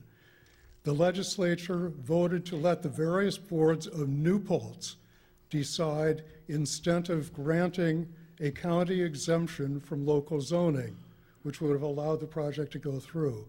The county IDA should have the same respect for home rule as expressed now by the town board, planning board, and school board. Thank you. Thank you, Mr. Porter. Mr. Stephen Greenfield, sorry. Followed by Kristen Brown. Hi, thank you. My name is Steve Greenfield. I'm a homeowner here in the town of New Paltz. I want to preface my remarks by saying I speak only for myself, possibly a little bit for my family, not for any organizations that I may belong to. I'm interested in buying a house here in New Paltz. My wife and I both work. We have 3 children. Based on the math on the current application that's sitting here, I believe we will generate 1 full-time job with the money that we spend here in town. I'd like to not pay property taxes for 25 years, and in order to help people out, I guarantee that for 10 years I'll answer about 2,000 emergency calls in just a 10-year period, and to sweeten the deal a little bit more, I'll work on the school board for 3 years for free.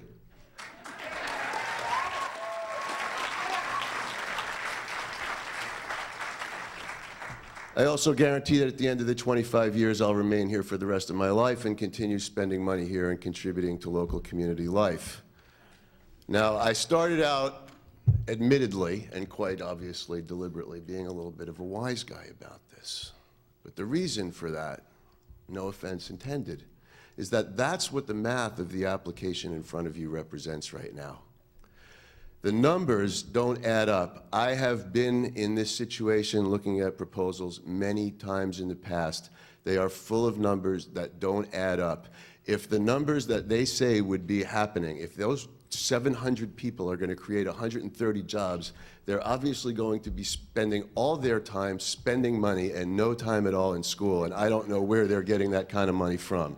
That number of employees does not add up with the number of people that are going to be here and the income levels that are going to be associated with the reason why they're going to be here, which is to be college students.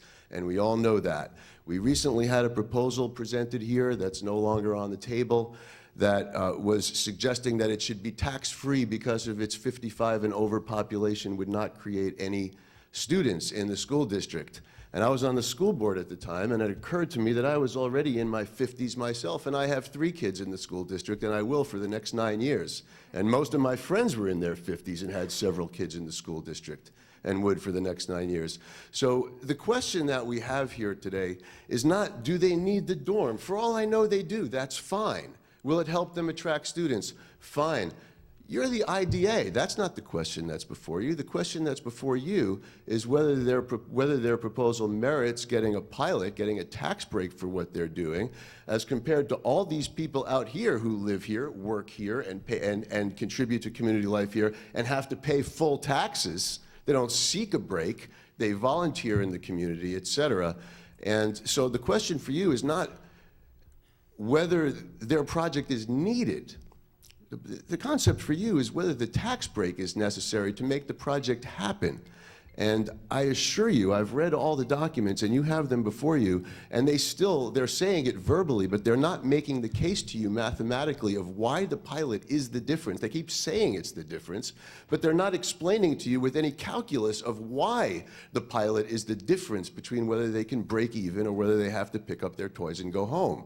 And so until they do that, it isn't really within your authority to answer their application with an affirmation.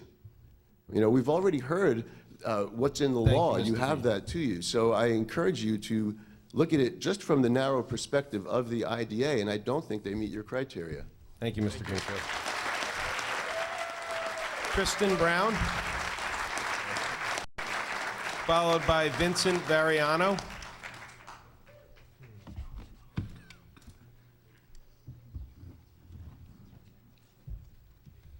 Hello, thank you all for coming out on a chilly night.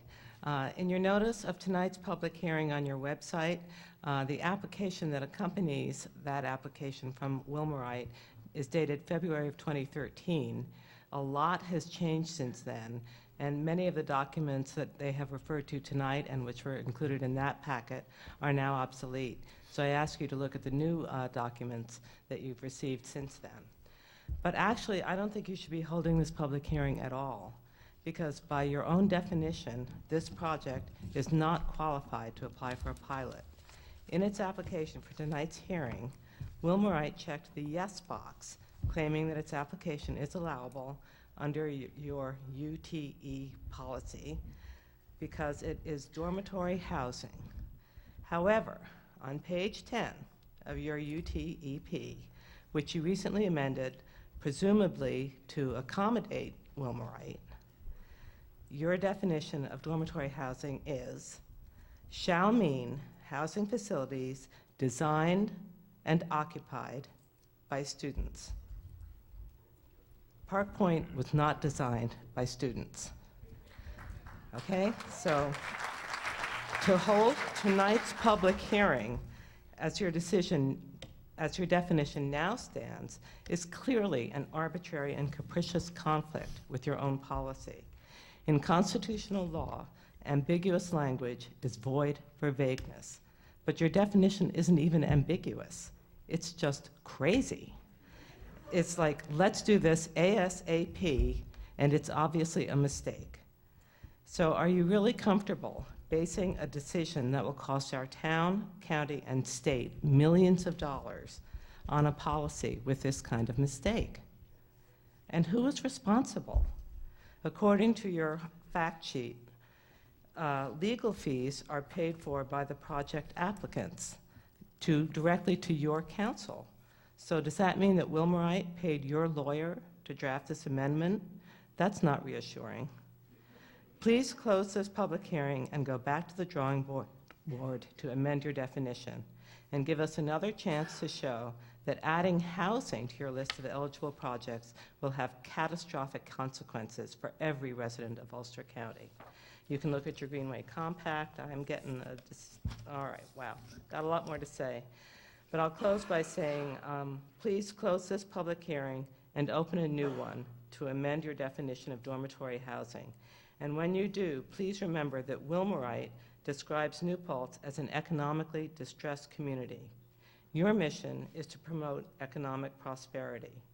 Giving away tax breaks turns out to promote economic distress. Of course we're economically distressed. We're the only ones paying taxes. Thank you, Ms. Brown. Vincent Variano, followed by Brian Coyner. Yes, Vincent Variano. I'm a resident of New Paltz. Lived here about 8 years. My children are adults. I did not get a tax exemption for them, not going to the school district.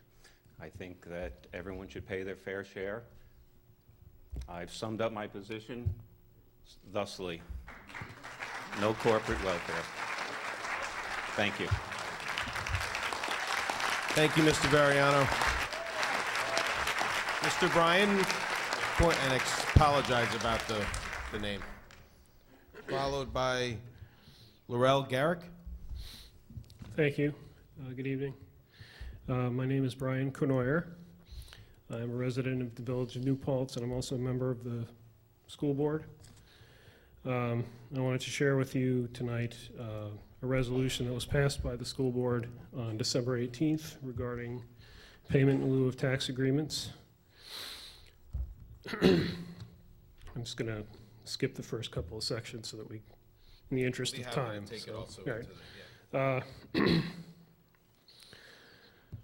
Whereas the New York State Gap Elimination Adjustment has significantly reduced the total amount of state aid the district has received, with an average loss of $1.9 million per year since the 2009-2010 school year. And whereas New York State has implemented an unprecedented number of new unfunded mandates that have placed significant financial pressure on the district. And whereas in 2011, the New York State Legislature and the governor enacted Chapter 97 legislation that establishes a property tax cap on the amount that a local government or school district's property tax levy can increase each year, limiting the district's ability to raise local revenue. And whereas the New Paltz Central School District's Board of Education has been forced to make difficult choices to balance the budget with reduced revenue, including making programmatic cuts and depleting reserve funds. And whereas, while payments in lieu of taxes may supply some revenue to the New Paltz Central School District, they also have the negative effect of lowering the district's tax levy limit. And whereas the New York State Education Department provides tax cap guidance that states districts with increasing or new pilots could have a tax levy limit that represents a change from the prior year that is less than zero. They would have to successfully seek an override from the voters to increase the levy above that limit. And whereas the board cannot overlook the adverse financial implications that the district must endure as a result of the New York State property tax cap legislation, when coupled with pilot agreements granted by industrial development agencies as exemplified in the following presentations. Comoyne Associates' 2012 presentation to the New York State Economic Development Corporation's Board of Directors, entitled New York State Tax Cap Legislation, Impact of IDA Pilots, and Thomas, Drohan, Waxman, Pettigrew, and Mail LLP's 2013 presentation at the New York State School Board Association's convention, Navigating the Pilot Maze in the Tax Cap Age. And whereas, according to the aforementioned presentations, property value increases brought on by investments under IDA programs are excluded from the tax-based growth factor, which partially determines the allowed tax levy increase. And whereas, according to the aforementioned presentations, pilot agreements exempt the real property improvements and therefore suppress the tax-based growth factor. And whereas, according to the aforementioned presentations, harm is perpetual, since the TBGF does not get adjusted at the end of the pilot when the property becomes taxable. Whereas the board is not opposed to the original intention of New York State legislation enabling pilot agreements envisioned to facilitate economic development and improve local economic conditions, which created IDAs in the Ulster County Industrial Development Agency. And whereas the district is the only interested taxing authority that needs referendum approval to leverage taxes and needs a 60% supermajority vote of the voting public to exceed the tax cap, be it resolved that the New Paltz Central School District Board of Education declares its opposition to any pilot agreements that result in a reduction of real property taxes versus full taxation based on a full market value assessment determined by the New Paltz Assessor's Office. And be it further resolved that the New Paltz Central School District Board of Education calls on the UCIDA to recognize the district's position that pilot agreements have an adverse impact on school districts due to the tax levy limit formula. We're going to have to thank you. Thank you. Laurel, followed by Mr. Tim Rogers. Good evening.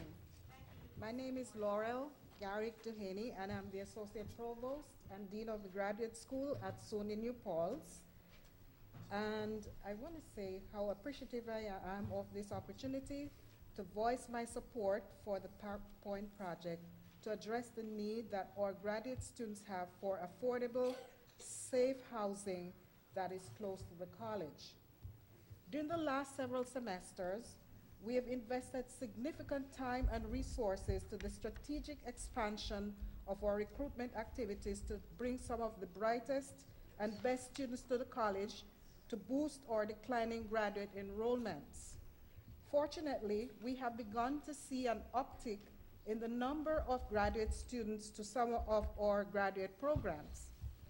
This spring, for example, we welcomed 53 students from India to our college. But well into the second week of the semester, we faced the unwelcome problem of finding adequate off-campus housing for several of these students. As we intensify our graduate school recruitment efforts and bring more and more graduate students to the college to close the significant loss in graduate enrollments, a project such as this would greatly enhance our ability to alleviate what I consider a severe housing shortage for both native and international students. Thank you. Thank you.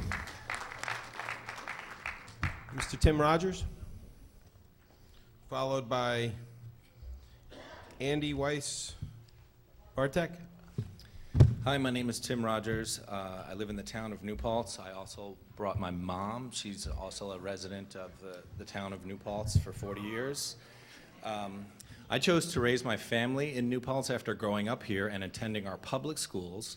I volunteer as a member of the town planning board and school board, but appear tonight solely as a New Paltz resident.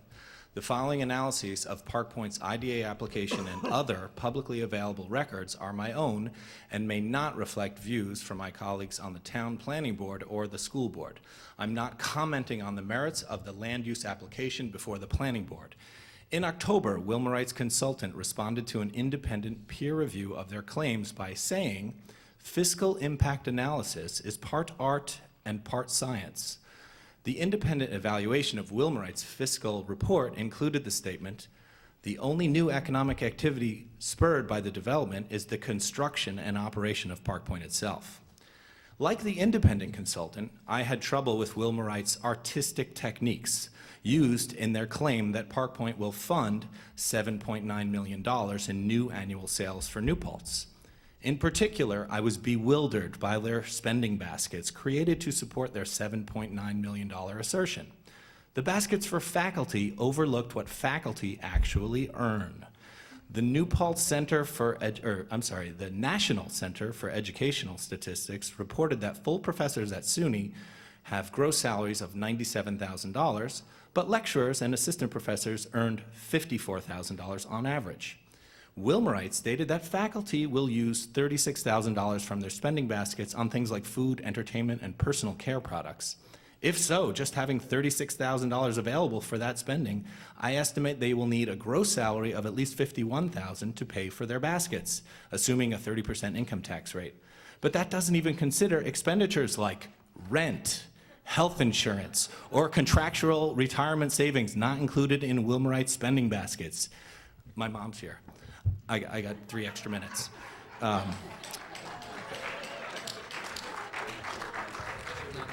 Using conservative estimates, a faculty member would need another $20,000 in salary to fill their spending basket. But then only senior faculty would make enough to afford Park Point and a lifestyle commensurate with Wilmerite's spending assumptions. When the town planning board questioned Wilmerite about their seemingly aggressive figures used to craft $7.9 million in new sales, the following was offered to defend their faculty baskets. Wilmerite stated that faculty should be able to afford to live at Park Point because they may either, 1, share their apartment with a partner who has additional income, or 2, the faculty resident will have passive income from interest or dividends to augment their salary.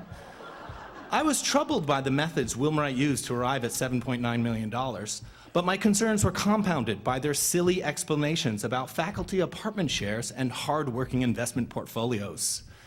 The independent consultant's report also said the principal currency for economic impact is jobs and earnings, similar to our IDA. Wilmerite estimates estimates that there will be 8.5 on-site employees to operate Park Point with aggregate wages of $334,000. That averages out to salaries of approximately $39,000. Using Wilmerites baskets, these folks could not afford to live in a complex comparable to Park Point either. But more importantly, these jobs do not contribute nearly enough to our community in exchange for forfeiting at least $35 million in present value calculation of tax revenue through a pilot scheme. I request the UC IDA to please stop this charade. Wilmerites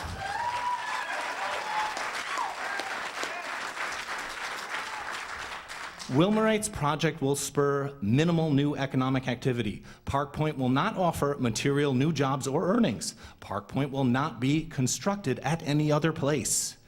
As a resident and taxpayer, I do not oppose residential housing at Park Point.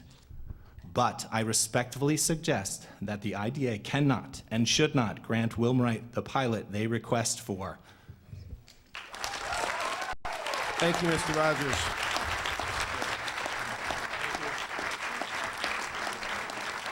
Ms. Bartek, followed by Marty Irwin. Okay. My name is Andy Weiss Bartzak. I live in Gardner in the New Paltz Central School District. I never raised any children, but I've never complained about paying my school taxes because when I was a child, I was supported by the adults in my community on Long Island. And I expect everybody else to pay their fair share of all the services in the school district or, in my case, in my town. Pilots, I understand, are used to lure businesses into places where they would not go. When I want to explain to people where Gardner is, I say south of New Paltz. I think everybody in the tri-state area knows about New Paltz. This is not a place where people don't want to come. This is a place where people want to come. So I think businesses come here on their own. They don't have to be dragged in kicking and screaming. So I don't think there's a need for a pilot for any business that comes into New Paltz because it is a very valued community, both to live in and to have a business in. This property is tax exempt only since 2007.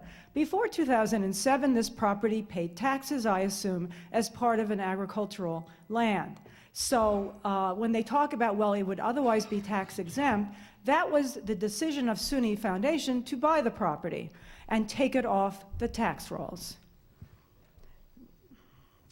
So I think we need to think about the benefits, as people have said before, versus what it's going to cost. I went to graduate school in Chapel Hill, North Carolina. I was a postdoctoral fellow in New Brunswick, New Jersey, and I can tell you from direct experience that undergraduates are heavy users of certain services. Police, fire, and emergency services, medical services. So I would guess that they are going to consuming more services than the general public in New Paltz area.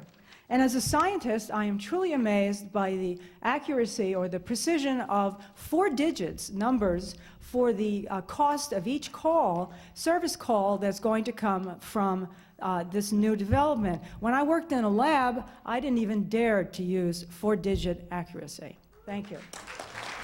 Thank you. Marty Irwin, followed by Erwin Sperber. Good evening, I'm Marty Irwin. I live on Jansen Road in New Paltz. I volunteer in the community. I lived here for 11 years, but I'm speaking for myself. I won't go back over the home rule, the level of community support, the economic impacts that this has, other than to point out that the county will lose, I believe, a share of $1.1 million or all of $1.1 million if a sales tax and a recordation tax are waived. There would be $14 million a year in taxes that aren't paid. If there's a $100,000 pilot agreement that is offered, fair share. But I will speak differently. You all are an industrial development agency.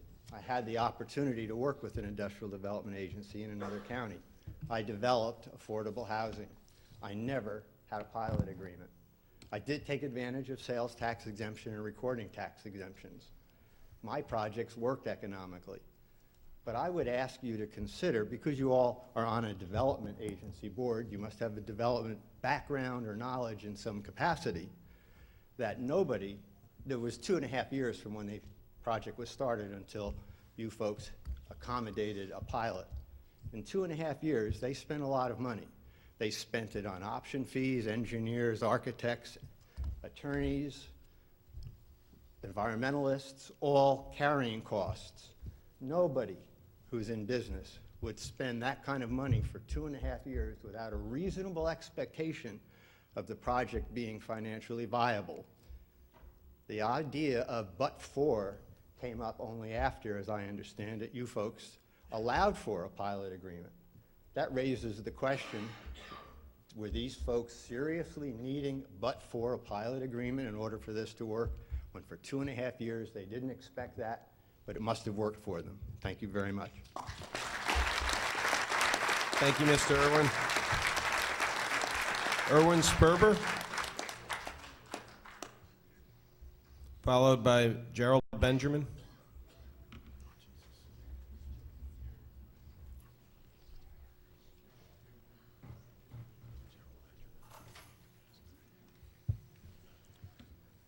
I agree with what Mr. Irwin said, but I'm a different Irwin. I've never before been in a meeting where there were two Irwins, first or last name. Anyway, I want to make clear that while I presently live in Gardner, for about 20 years of my employment and professional service at SUNY New Paltz, I lived within a block of the Village Hall and a 5-minute walk to the SUNY campus where I remain employed. The first thing I want to be as explicit about as possible is that I'm very proud to be on the faculty at the college, and I think the college very much earns its reputation in all the national rankings by the major media as a truly outstanding four-year college devoted to the liberal arts and sciences, and that reputation has been growing, and I am grateful we have very thoughtful administrators and very dedicated faculty and excellent students that all contribute toward that remarkable stature for our college. That said, I want to make it clear that New Paltz seems to have made immense progress from the days in the 60s when we were, I wasn't here then, but if you look back over the tabloids, New Paltz was sometimes viewed as some sort of a den of iniquity, a drug palace, and that sort of thing, for better or worse, and probably for worse. My point about the outstanding stature of the college is that this was before Wilmerite. That is to say, housing has always been a problem. When I was a renter for about 15 years, when I was a homeowner, and so forth. So the notion that somehow SUNY New Paltz or our students, be they international or homegrown, will somehow be left twisting in the wind and leading into some sort of abyss, I think that's really not at all the case. And so while I am in agreement with the comments made by previous individuals about the possible benefits, and I have some doubts about how urgent even the housing shortage is, the simple fact is I would urge the IDA to recognize that whether Wilmerite remains here or goes away, the college will continue to do very well, as it has for many years before that outfit showed up here. Just one final point I want to leave you with is that there are a number of very fine property owners, landlords, and you heard from one of them, and there are vacancies. I, as a tenant, lived in them, and these are not slum houses. And if you look at the current issue of the Daily Freeman or any of the New Paltz Times, you will see very fine housing available. And I gently suspect that Wilmerite is not going to be catering to the very lowest end of rentals. Thank you, Mr. Sperber. Okay, thanks. Thank you. Mr. Gerald Benjamin.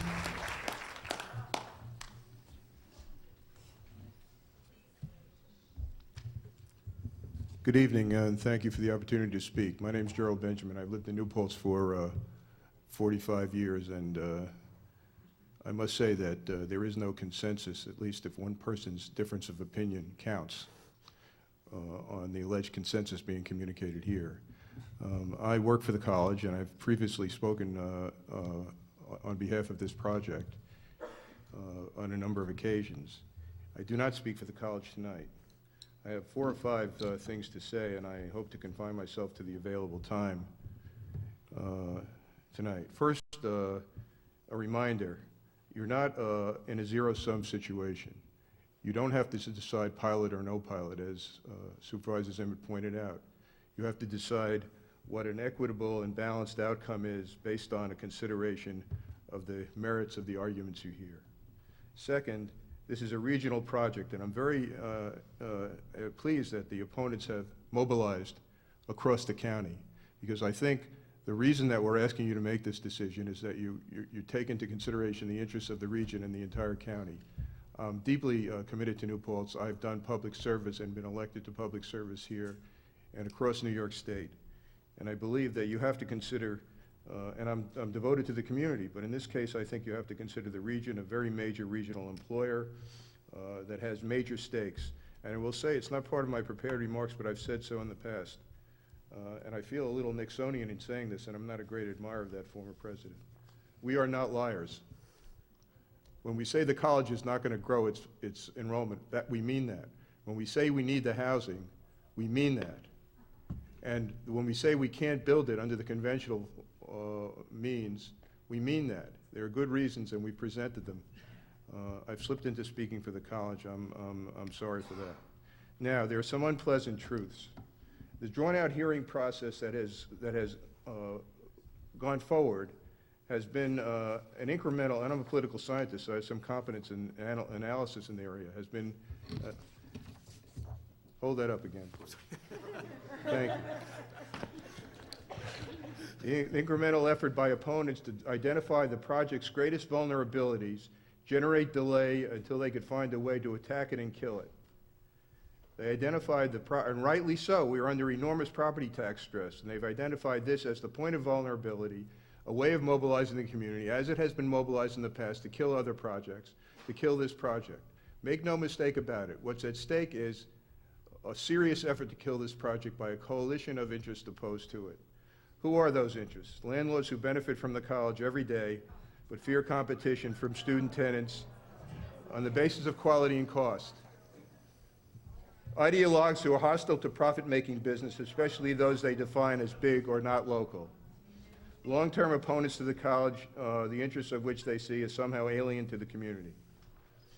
And it's disingenuous because they make the argument, we're for it except for the taxes, but in fact the tax issue has been the focal point because it is the point of vulnerability and the potential for defeating the project.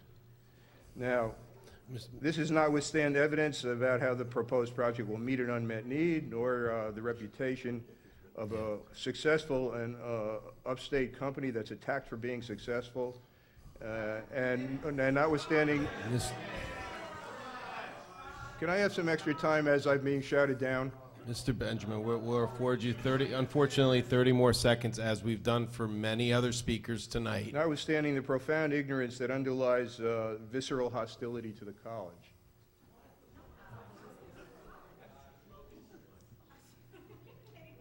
The opposition is often not fact-based, and we've heard that again tonight. It's common for unsupported allegations to be aggregated as evidence where there's no evidence offered. And I Mr. don't Benjamin, say that we'd be happy to take your written comments into the record. That's not universally the case. Thank you. Finally, I want to thank you again for giving me the opportunity to present my views. Thank you, Mr. Benjamin.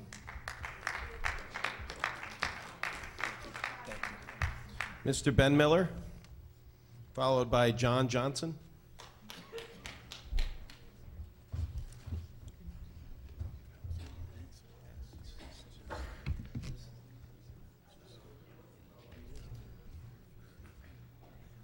Hi, my name is Ben Miller. I appreciate you giving me the opportunity to speak, and I appreciate everybody who's been here and being supportive. I will make a quick comment about Gerald Benjamin and what he was just saying, because I am a landlord. I'm a college graduate, by the way, of SUNY New Paltz. I've been a resident here for about 20 years. I own multiple different businesses in this area. I'm a property owner. I'm a taxpayer. And the reason why I'm here tonight, and the reason why I think a lot of other people are here tonight, is not really because of any of those things. It's because I can do math. That's really it. It's not complicated. As somebody mentioned before, I believe it was Mr. Gar, you know, this is back of a napkin kind of math. This is not tough. It's very easy to see that this doesn't work. But in any case, here are my prepared comments. I do support the college, by the way, and what it does for our community as a college graduate. I love the college. It's great. I attended the IDA meeting where this project was announced. It was clarified then for me and others who asked questions about it that the IDA relies heavily on the local taxing authorities to make their decision of whether or not to grant a pilot. It should be quite clear to the IDA now that with the exception of those people who work directly for SUNY, both the authorities and the general public are strongly in opposition and very vocal about it.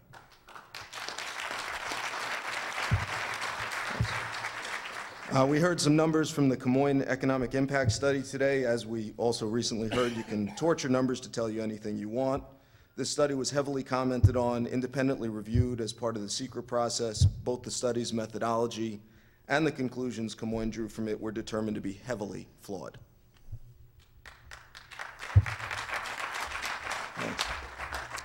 I hear the phrasing a lot, negotiating a payment. We have a negotiation in place. We have a formula for this. It's called the Property Tax Code. It's already set up. Everybody knows what they have to do. You get the bill. You understand where it goes. It's based on the assessed value of your property. No further negotiation is necessary. No single homeowner here has the ability to say, oh, I'm going to use less police or less fire or less emergency. They have to pay their taxes. That's the way that it works. I'll speak fast so I can get through, but I will appreciate that extra 30 seconds. I'm going to need it. Wilmerite says they can't do the project without government aid. This project, which is heavily tied to SUNY New Paltz and has been sold to us as something necessary for both the college and the community, did not go out for competitive bid. In addition, the project is not proposed to be built at prevailing wage or to the environmental standards that a SUNY dormitory would need to be built. Where there is a need, there will be those willing to serve it. There are many local developers and local property management companies who perhaps might be able to survive on less profit than this billion-dollar corporation from out of town. They would be willing to use local labor. They would be willing to build sustainably, and most importantly, they would be willing to pay their fair share of taxes because these are all things that they already do. This would allow our college and our community to get additional quality housing without asking the community to pay for it. In closing, Wilmerite should pay the appropriate share the tax code requires, or if they feel they cannot, they should allow SUNY to put the project out for competitive bids. Thank you. Thank you, Mr. Johnson. Karen Johnson, followed by Fred Van Nostren.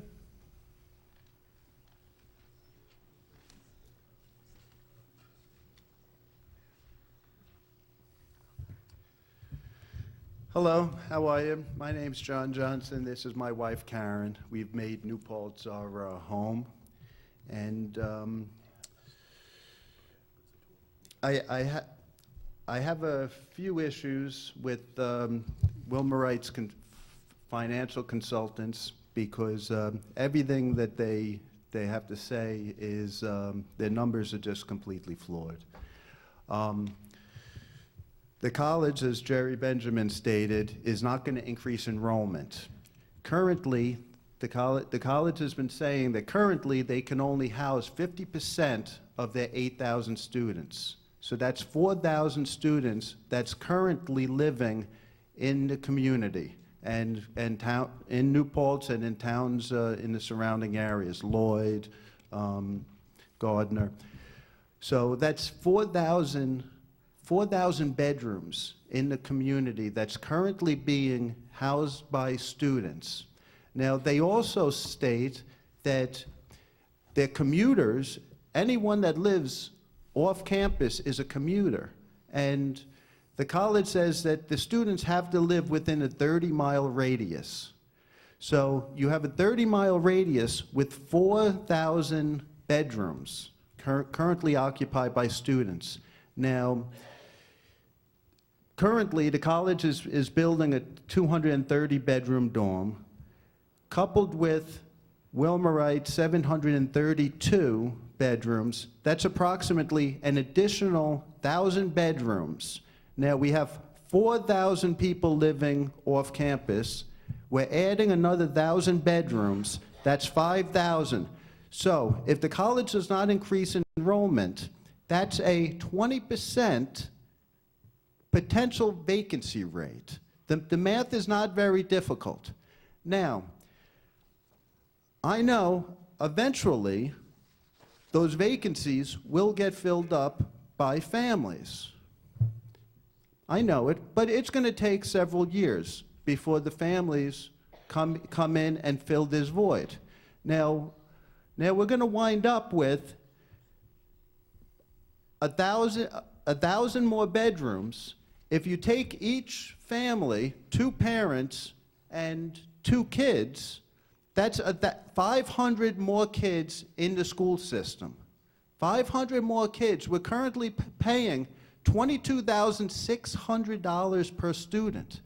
Multiply that by 500, that's $11.3 million a year. Now, the math could go either way, you know, but the fact of the matter is, our school system or the surrounding schools are going to need to come up with a great deal of money, potentially $11 million a year. Now, Wilmerite, if they pay their full share based on their assessed value, that's $1.3 million, $1.5 million, depending on how you look at it. It's still a $10 million a year shortfall. Now, Mr. Johnson, we got to. Okay, can I please have my wife's 3 minutes? Certainly. Thank you. She's on the list, unlike the previous speakers. Yes, he may have my 3 minutes. You've checked with her? Yeah, I did. I would check. We're yes. okay. So,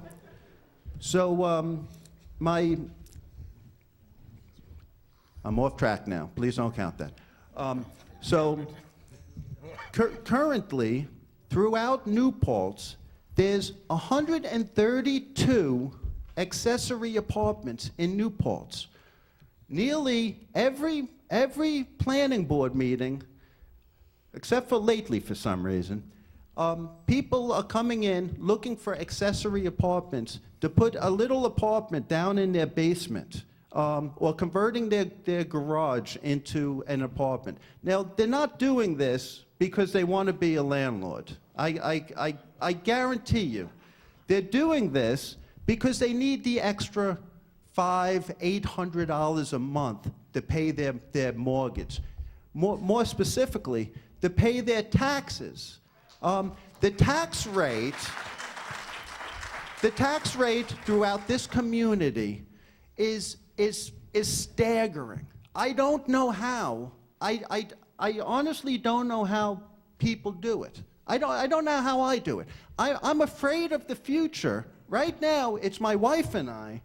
We can afford our taxes, but when I tell you, I work 12, 14 hours a day, 6, 7 days a week to do it.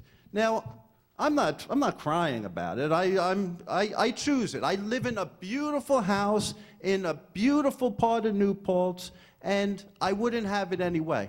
But once I retire, once I want to stop working, once I want to sell take my nest egg, stick it in the bank, and get a 0.25% interest, I'm not going to be able to live in this community. Just like at our church, people that have were born and raised in New Paltz can no longer afford to stay here. They're selling their house that their family, they grew up there. It was their parents, their grandparents' house. They're selling it and moving down to North Carolina. Now, yes, Mr. Wilmerite, or close to it, yes, the system is flawed. I will give you that. The system is flawed, but we can't do anything about that right now. I wish we could, because I know everyone in here would, but we can't. But please, you could, at $700 a bedroom, you will make money paying your full assessed value. I know it, and you know it. And as for the CGR consultant, the financial consultant, I would love to sit down with you and give you my side of the story and have you look me in the face and tell me that my reasoning is flawed, because I know you would not be able to do it. And I'm sorry. Thank you, But Mr. Jones. Thank you very much. Thank you. Thank you. Please don't grant it. Please. Mr. Fred Van Nostren.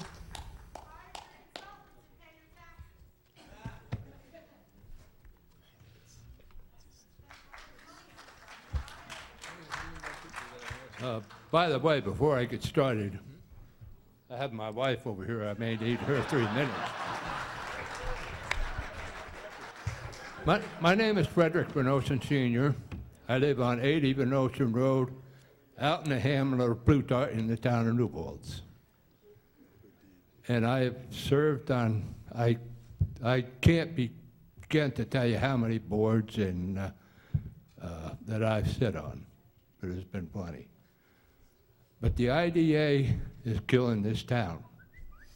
We had the apple packing plant, Frito-Lay, Frito-Lay again, and now I hear 25 years? It's outrageous. You know, I buried my father on Easter Sunday in 1946. I was 15 years old. That fall, in December, when I became 16, Mike Rabb, the welfare officer, and his board decided that Fred don't need no more education. We'll put him to work to support his mother and his 2 sisters still living at home.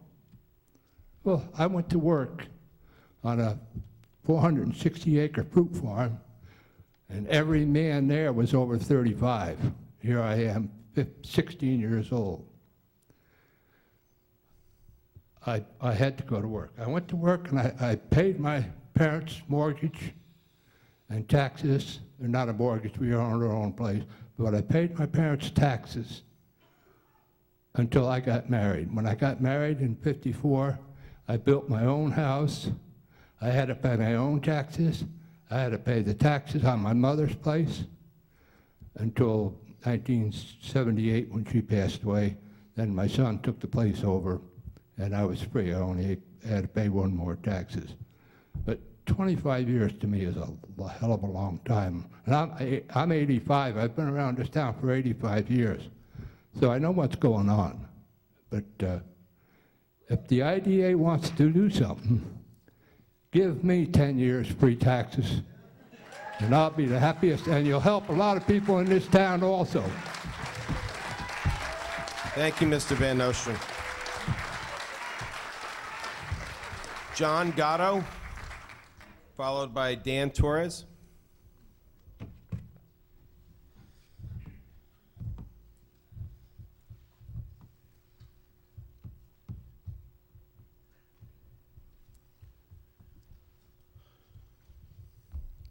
Hello, I'm John Gatto, town of New Paltz.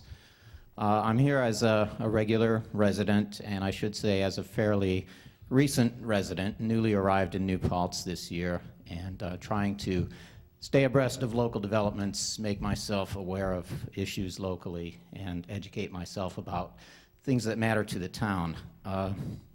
And I'd like to think I've kept an open mind along the way, and partly I'm here tonight on an educational mission, kind of hoping to hear, because it never quite made sense to me, but hoping to hear a clear and rational explanation, something that would justify the financial assistance that's being proposed for the money being proposed to go to this for-profit corporation.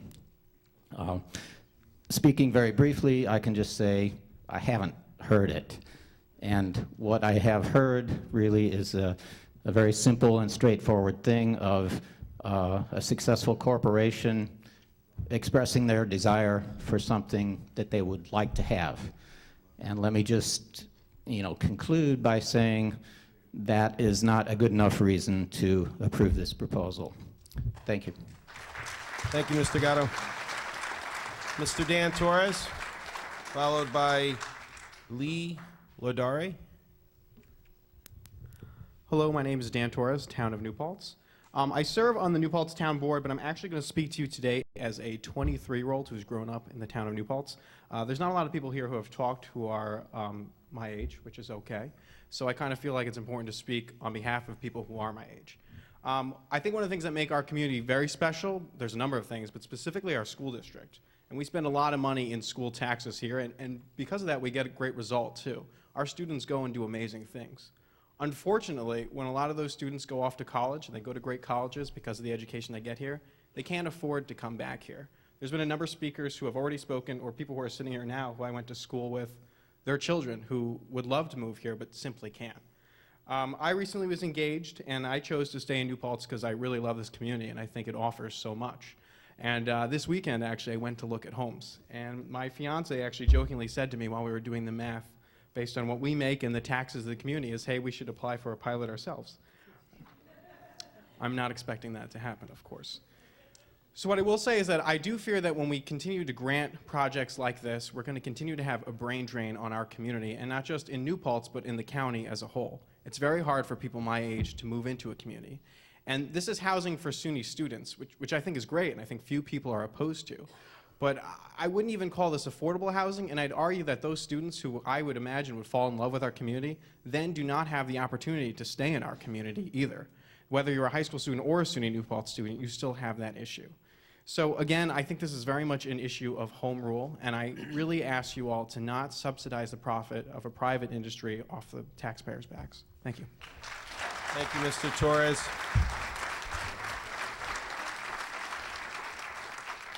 Lee Lardiere? I apologize about that. L-E-L-A-R-D-I-E-R-E? Lardiere. She left, okay. Moving on, Rich, P-I-C-O-T-E.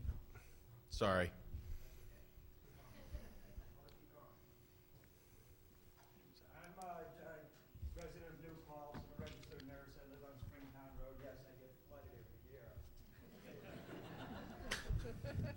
Just a couple things. I'm very concerned about the quality of the water in the Wallkill River. Why am I bringing that up now?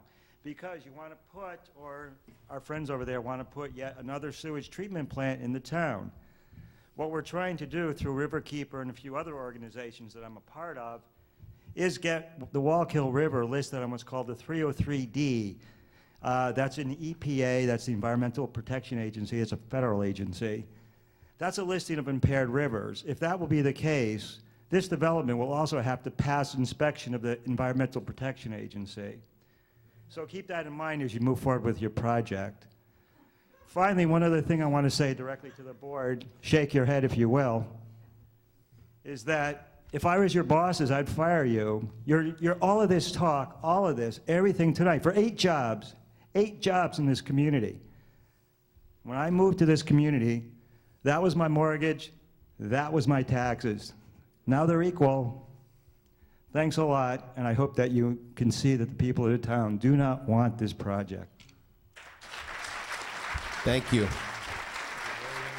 Mr. Jonathan Cohen, followed by Amy Cohen.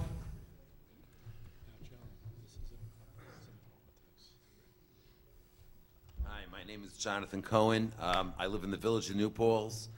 I just want to say absolutely, I am not for this project. I own 4 homes, one I live in. My taxes on those 4 homes are about $58,000. You could imagine what my tenants have to pay as rent to live in those apartments. You could understand, because the tax burden is so great. I have a storefront. If I add the portion of taxes that I pay, including in the rent that I pay for that storefront, I'm probably paying close to $62,000 in taxes. Now, I have to tell you, my wife and I have had many conversations between the two of us. Can we still afford to live here? When we first moved here about 17 years ago, my taxes on my home were about $8,000, $9,000. Now they're $20,000 in 10 years. I don't know, with this additional project and this additional burden on our community, because basically those, like what everybody else said, the mathematics is skewed. They are definitely trying to pull a fast one over everybody here, especially you guys. And so if you do your mathematics, math doesn't lie. It really is a good language which really tells the truth. I'm very upset with Gerald Benjamin and several of the other SUNY administrators or teachers that have come here to speak, because truthfully, I cannot understand. These are very intelligent people. They study, they went to university. Why can't they do the math? Why is it that there's an insensitivity from these people to understand what the burden is that this project will present to the people that live here? I cannot understand why they do not understand. These people will not, they do not want to really, I understand women, thank you. They do not want to have any courtesy, or as I say, or their lack of insensitivity or sensitivity is just really above board. I'm living here, I'm in business, I'm 56 years old. And by the way, there was a gentleman, Steve Greenfield, made mention. I'm 56 years old. I have an 8-year-old, I have a 14-year-old, and I have a 17-year-old. So, I'm just saying I have a burden that's huge, it's tremendous. If you want to know what my gas bills are, my oil bills are, my food bills are, everything that is, my health insurance bills, I can't afford to live in here anymore if my taxes in 5 years double again. So I thank you very much for coming here and giving us of your time. And please study the facts. Please do your math, because if you do, you will definitely not approve this project. And thank you very much again. Thank you, Mr. Cohen. Is Amy Cohen? Hi, my name is Amy Cohen. I'm a village resident. I'm a store owner. We have owned a small store on Main Street in New Paltz for almost 18 years now. And I just kind of wanted to dispel this fantasy that college students are our customers downtown. I don't know how many people in this room were downtown today, but all the stores were closed. Why? Because it's freezing out and because the students stay on campus. One gentleman said, "Thank God we have foreign students, or we wouldn't have all these wonderful restaurants in New Paltz." I mean, come on. I gotta tell you, they opened a new student union a couple years ago. They invited a couple of restaurants, but they had to give 50% of the cut. So they got one sushi place in the student union, and all the other sushi places are sucking wind. They're all for sale. So the fact is, we don't have a lot of business, and more students will not help business. Thank you. Thank you, Ms. Cohen. Terry Wells, followed by Ariana Bosco. Terry Wells? Let's move on to Ariana Bosco. Hello, thank you for listening to us through this long public hearing. I know what that's like. Can I make this a little bit lower? My name is Ariana Basco. I'm on the New Paltz Village Board, and I also own a home in New Paltz. I'm here tonight to urge you, the IDA, not to grant a pilot for Wilmerite. This project is being touted by the Hudson Valley Patterns for Progress as an affordable housing project, which I find baffling. When you look at Pattern's website, it features their 2013 housing brief, which addresses the affordability of housing in the Hudson Valley and states that average incomes are, quote, falling further behind fair market rents. The report includes a chart that outlines the 2013 fair market rents throughout the Hudson Valley and pegs the fair market rent for a two-bedroom in Ulster County at $1,197. The chart also states that 65% of renters in Ulster County are unable to afford two-bedroom apartments at that price. When looking at Wilmerite's economic impact report, the annual rent generated at the project is projected to be $6,400,066 with a 95% occupancy. That means 695 of the 732 beds are occupied. When you break down that $6,400,000 figure, it equals a monthly rent of $775 per bedroom, including utilities. Therefore, it is reasonable to assume that a two-bedroom unit at Park Point will cost $1,550 per month, which is $353 more per month than what Pattern stated is the fair market rent. Even if you consider that $353 to be the cost of monthly utilities, it seems odd that Pattern would identify Park Point as affordable housing, when they themselves said that 65% of Ulster County renters cannot afford the rents at $1,197. Pattern may feel that Park Point is useful for SUNY and SUNY's ability to be a competitive college. However, that is a separate discussion which does not bear relevance to Park Point's affordability.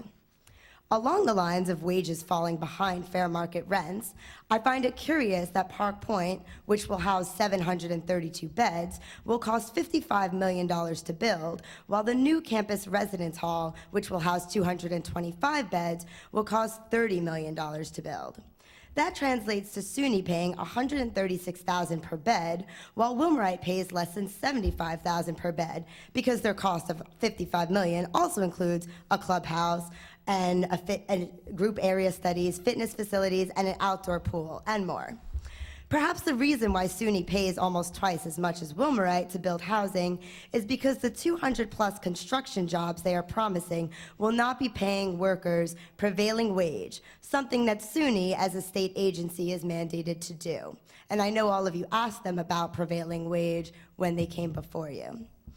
How can we say this will spur economic growth, provide jobs to Ulster County, 8 jobs, or increase the affordable housing market?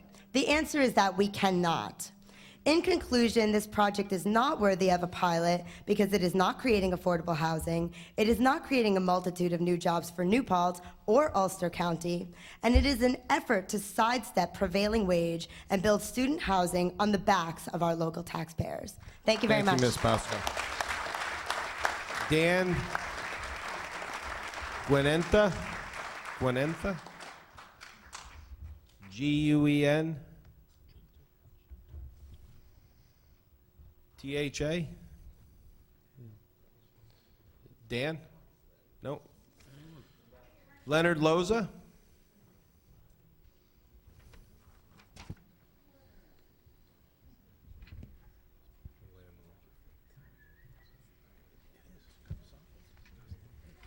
Good evening. Good evening. Good evening. My name is Leonard Loza. I have a letter here from Robert Gabrielli, who can't make it tonight, and he asked me to read this.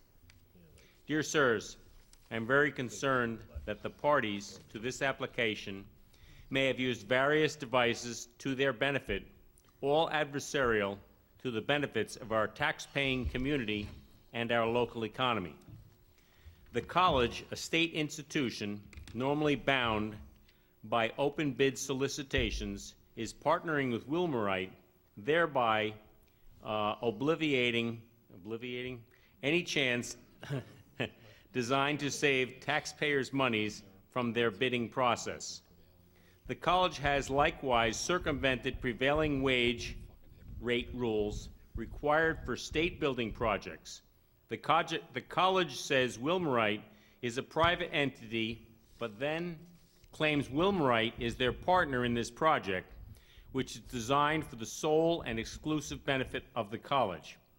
Wilmerite says that we should grant a pilot to receive something, because they really don't have to pay any taxes at all by relying on the property owner Goshawk status as a not-for-profit organization. Goshawk is a corporation owned by another corporation, the New Paltz Foundation. Both are comprised of officers who are all or mostly all college employees. They do the work of the college when the college president says the college doesn't have the expertise. Does the state of New York not have the expertise, either on staff or available through contract, to run the college? Or is it, as some have suggested, a device to circumvent fundraising and expenditures which may be improper under state rules and regulations? If so, aren't they circumventing our local property taxes?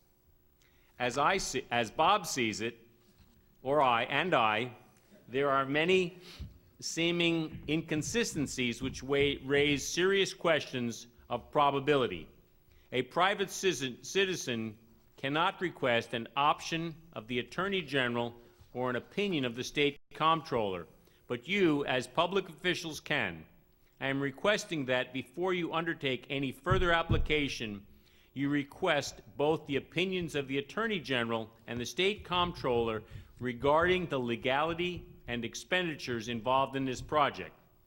Please do the people's work as you were appointed and determine the validity of this process. Yours truly, Robert M. Gabrielli. Thank you, Mr. Loza. Mr. Rick Bunt, followed by Todd Matthews.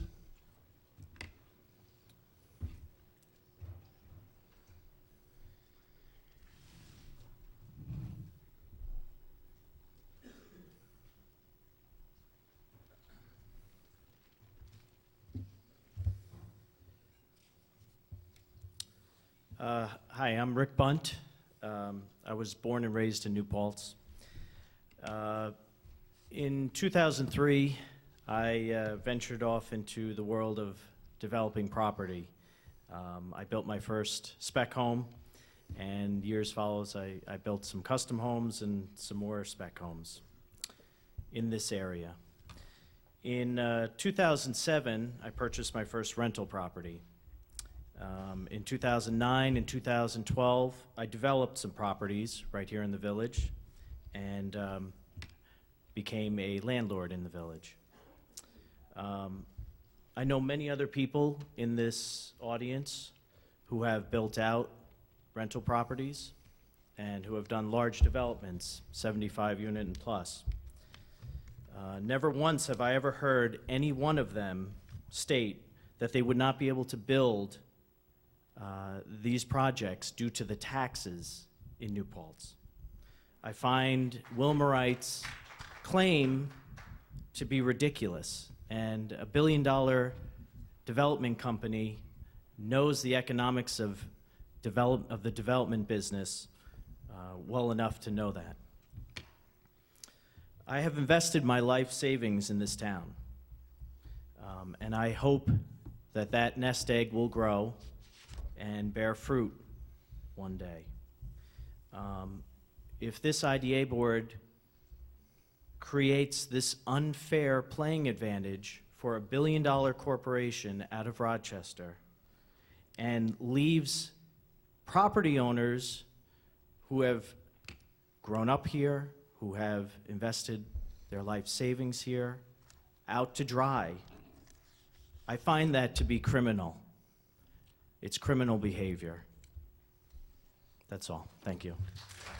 Thank you, Mr. Bunt. Mr. Todd Matthews. Todd Matthews. John Wilson. John Wilson.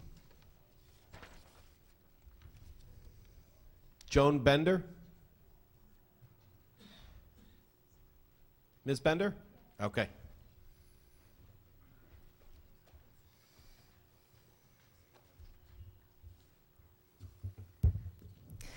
After reviewing documents on townofnewpaltz.org, I am not convinced this is the land to build Park Point on. The soil and water sample test results show high levels of PCBs, arsenic, and many toxins exceeding EPA guidelines. It is clear the Park Point project is not just a financial tax risk for the community, but a health one. Maybe even more so perhaps than fracking, in my opinion. Soil tests for the Park Point project revealed the proposed land site is contaminated with arsenic and dieldrin, a PCB that exceeds EPA limits. You can go to townofnewpaltz.org, select FEIS and Appendix O for that. Soil remediation, let's talk about it.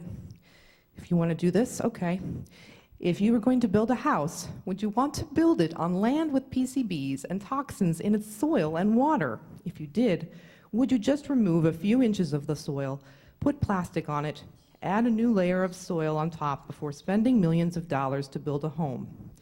In my opinion, in layman's terms, that is what they have proposed in their soil remediation proposal, where they talk about a polyethylene sheet, which is fancy word for plastic. Also, would you want to be a homeowner next to a construction site with stormwater runoff that had PCBs and arsenic in it? Another point, PCBs or archlors are in the water too, as shown in samples TW1 and TW2 by EnviroTest Laboratories for Miller Hydrogeologics report to Wilmerite. Some of the PCBs exceeding EPA limits or that are high in TW1 sample are toxaphene decachlorobiphenyl, toxaphene decachloro-M-ethylene. You can see those at Park Point DEIS D-1 MH1 water quality test results, page 16 and 17. Also shows simazine Sur for terphenol D14, simazine Sur dimethyl nitrobenzene.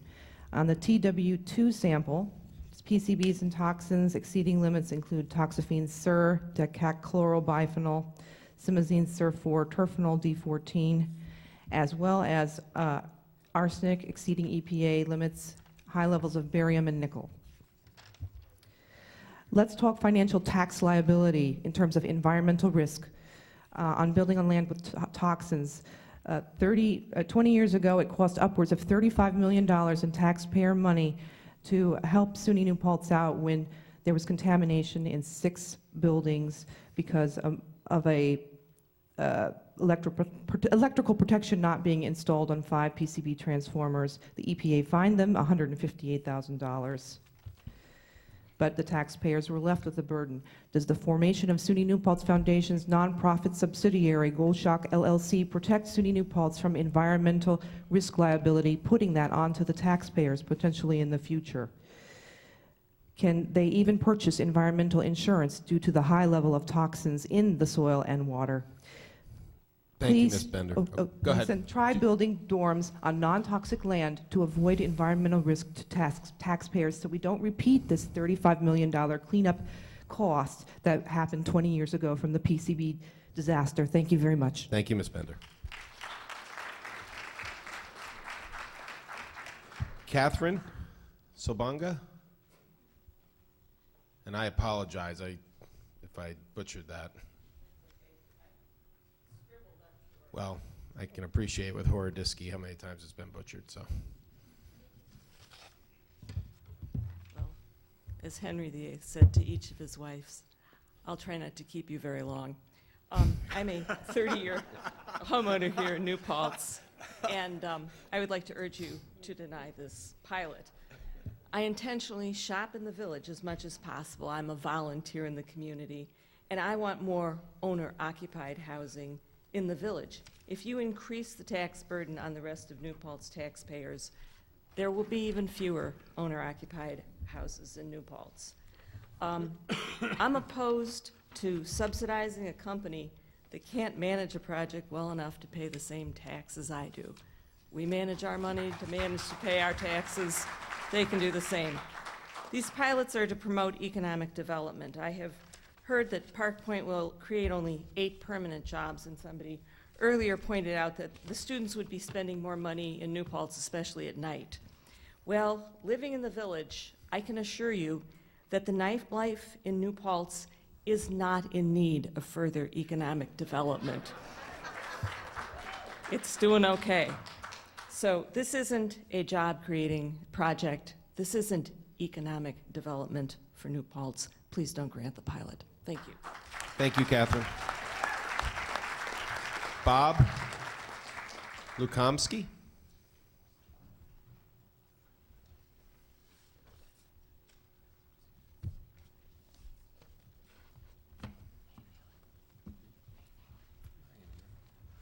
Good evening. Thank you for holding this public hearing. I really appreciate it. My name is Bob Lukomsky. I live in the town of New Paltz. I am on the faculty at the State University of New York at New Paltz. I support some sort of development project at Park Point for housing. I think it's necessary for the university. I think it could be very beneficial to the greater community. I don't have a problem with discussing having a legitimate discussion of pilot or reasonable taxation, some sort of package. I don't have a problem with that. However, I take umbrage with the but-fair statement made by Wilmerite, saying that they can't or will not go forward without the pilot. This comes off to me as bullying and thinly veiled threats. The arrogance of Wilmerite in assuming that we, as a community, a distressed community as they call it, will simply capitulate and graciously accept their tax scraps is extremely offensive.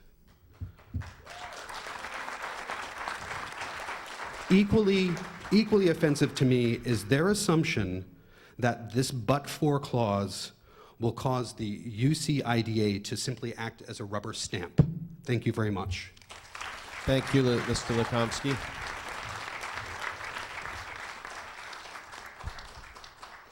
Are there any other individual of the public that would like to speak? And please, if you could, state your name and address just for the record. Well, I prefer not to state my address. Okay. But my name is Kate Bunker, and I would like to say that I don't represent anyone that I am employed by, but as a homeowner and taxpayer, I feel very strongly about a couple of things that have come up tonight. Over and over again, there was the catchphrase of safe housing, and I resent that statement because the town and village of New Paltz feel very strongly about safe housing for everyone, regardless of whether or not they are associated with SUNY New Paltz. And SUNY New Paltz has been quoted as saying that they don't have a plan on increasing admissions, but evidently they're not talking to their international department, who keeps talking about bringing more people in. It's an unfair burden to the taxpayers. If a taxpayer came to you and said, I really want to build here, but the taxes are too high, but I walked away from a $20 million debt in another county, we would look at them if they were crazy, that they said that we should absolve them of their tax benefit. Even if that taxpayer owed $20,000, we would think it was crazy.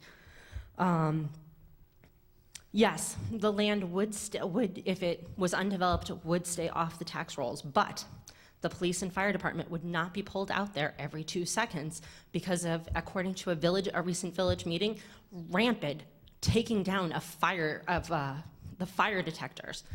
If Wilmerite feels that they can't build without this, and they've pretty much taken the, if I can't build, I'll take my ball home with me program, then perhaps the SUNY Foundation should talk to our local land developers, because throughout New Paltz,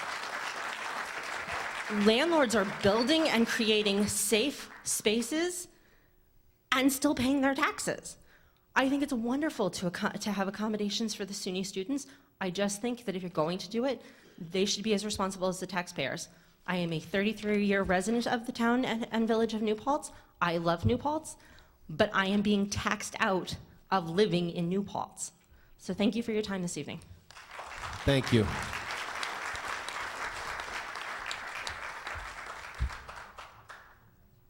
Anyone? Oh, please, come on down.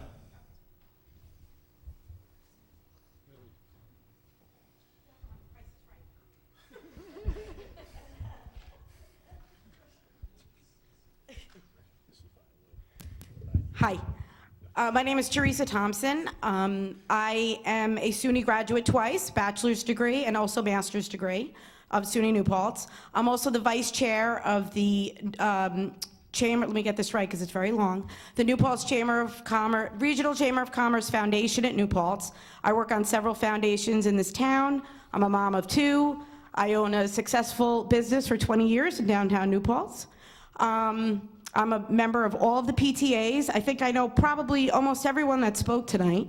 I just want to say I am in agreement with everybody besides the 3 or 4 people that spoke tonight regarding their wishes for the pilot. I'm totally against the pilot. I don't think it's fair. I hope that the crowd convinced you of that tonight. I'm sure you are convinced, and that you will do the research and definitely vote down this pilot, because I think it's absolutely ridiculous that they're even asking for it. That's all. Thank you.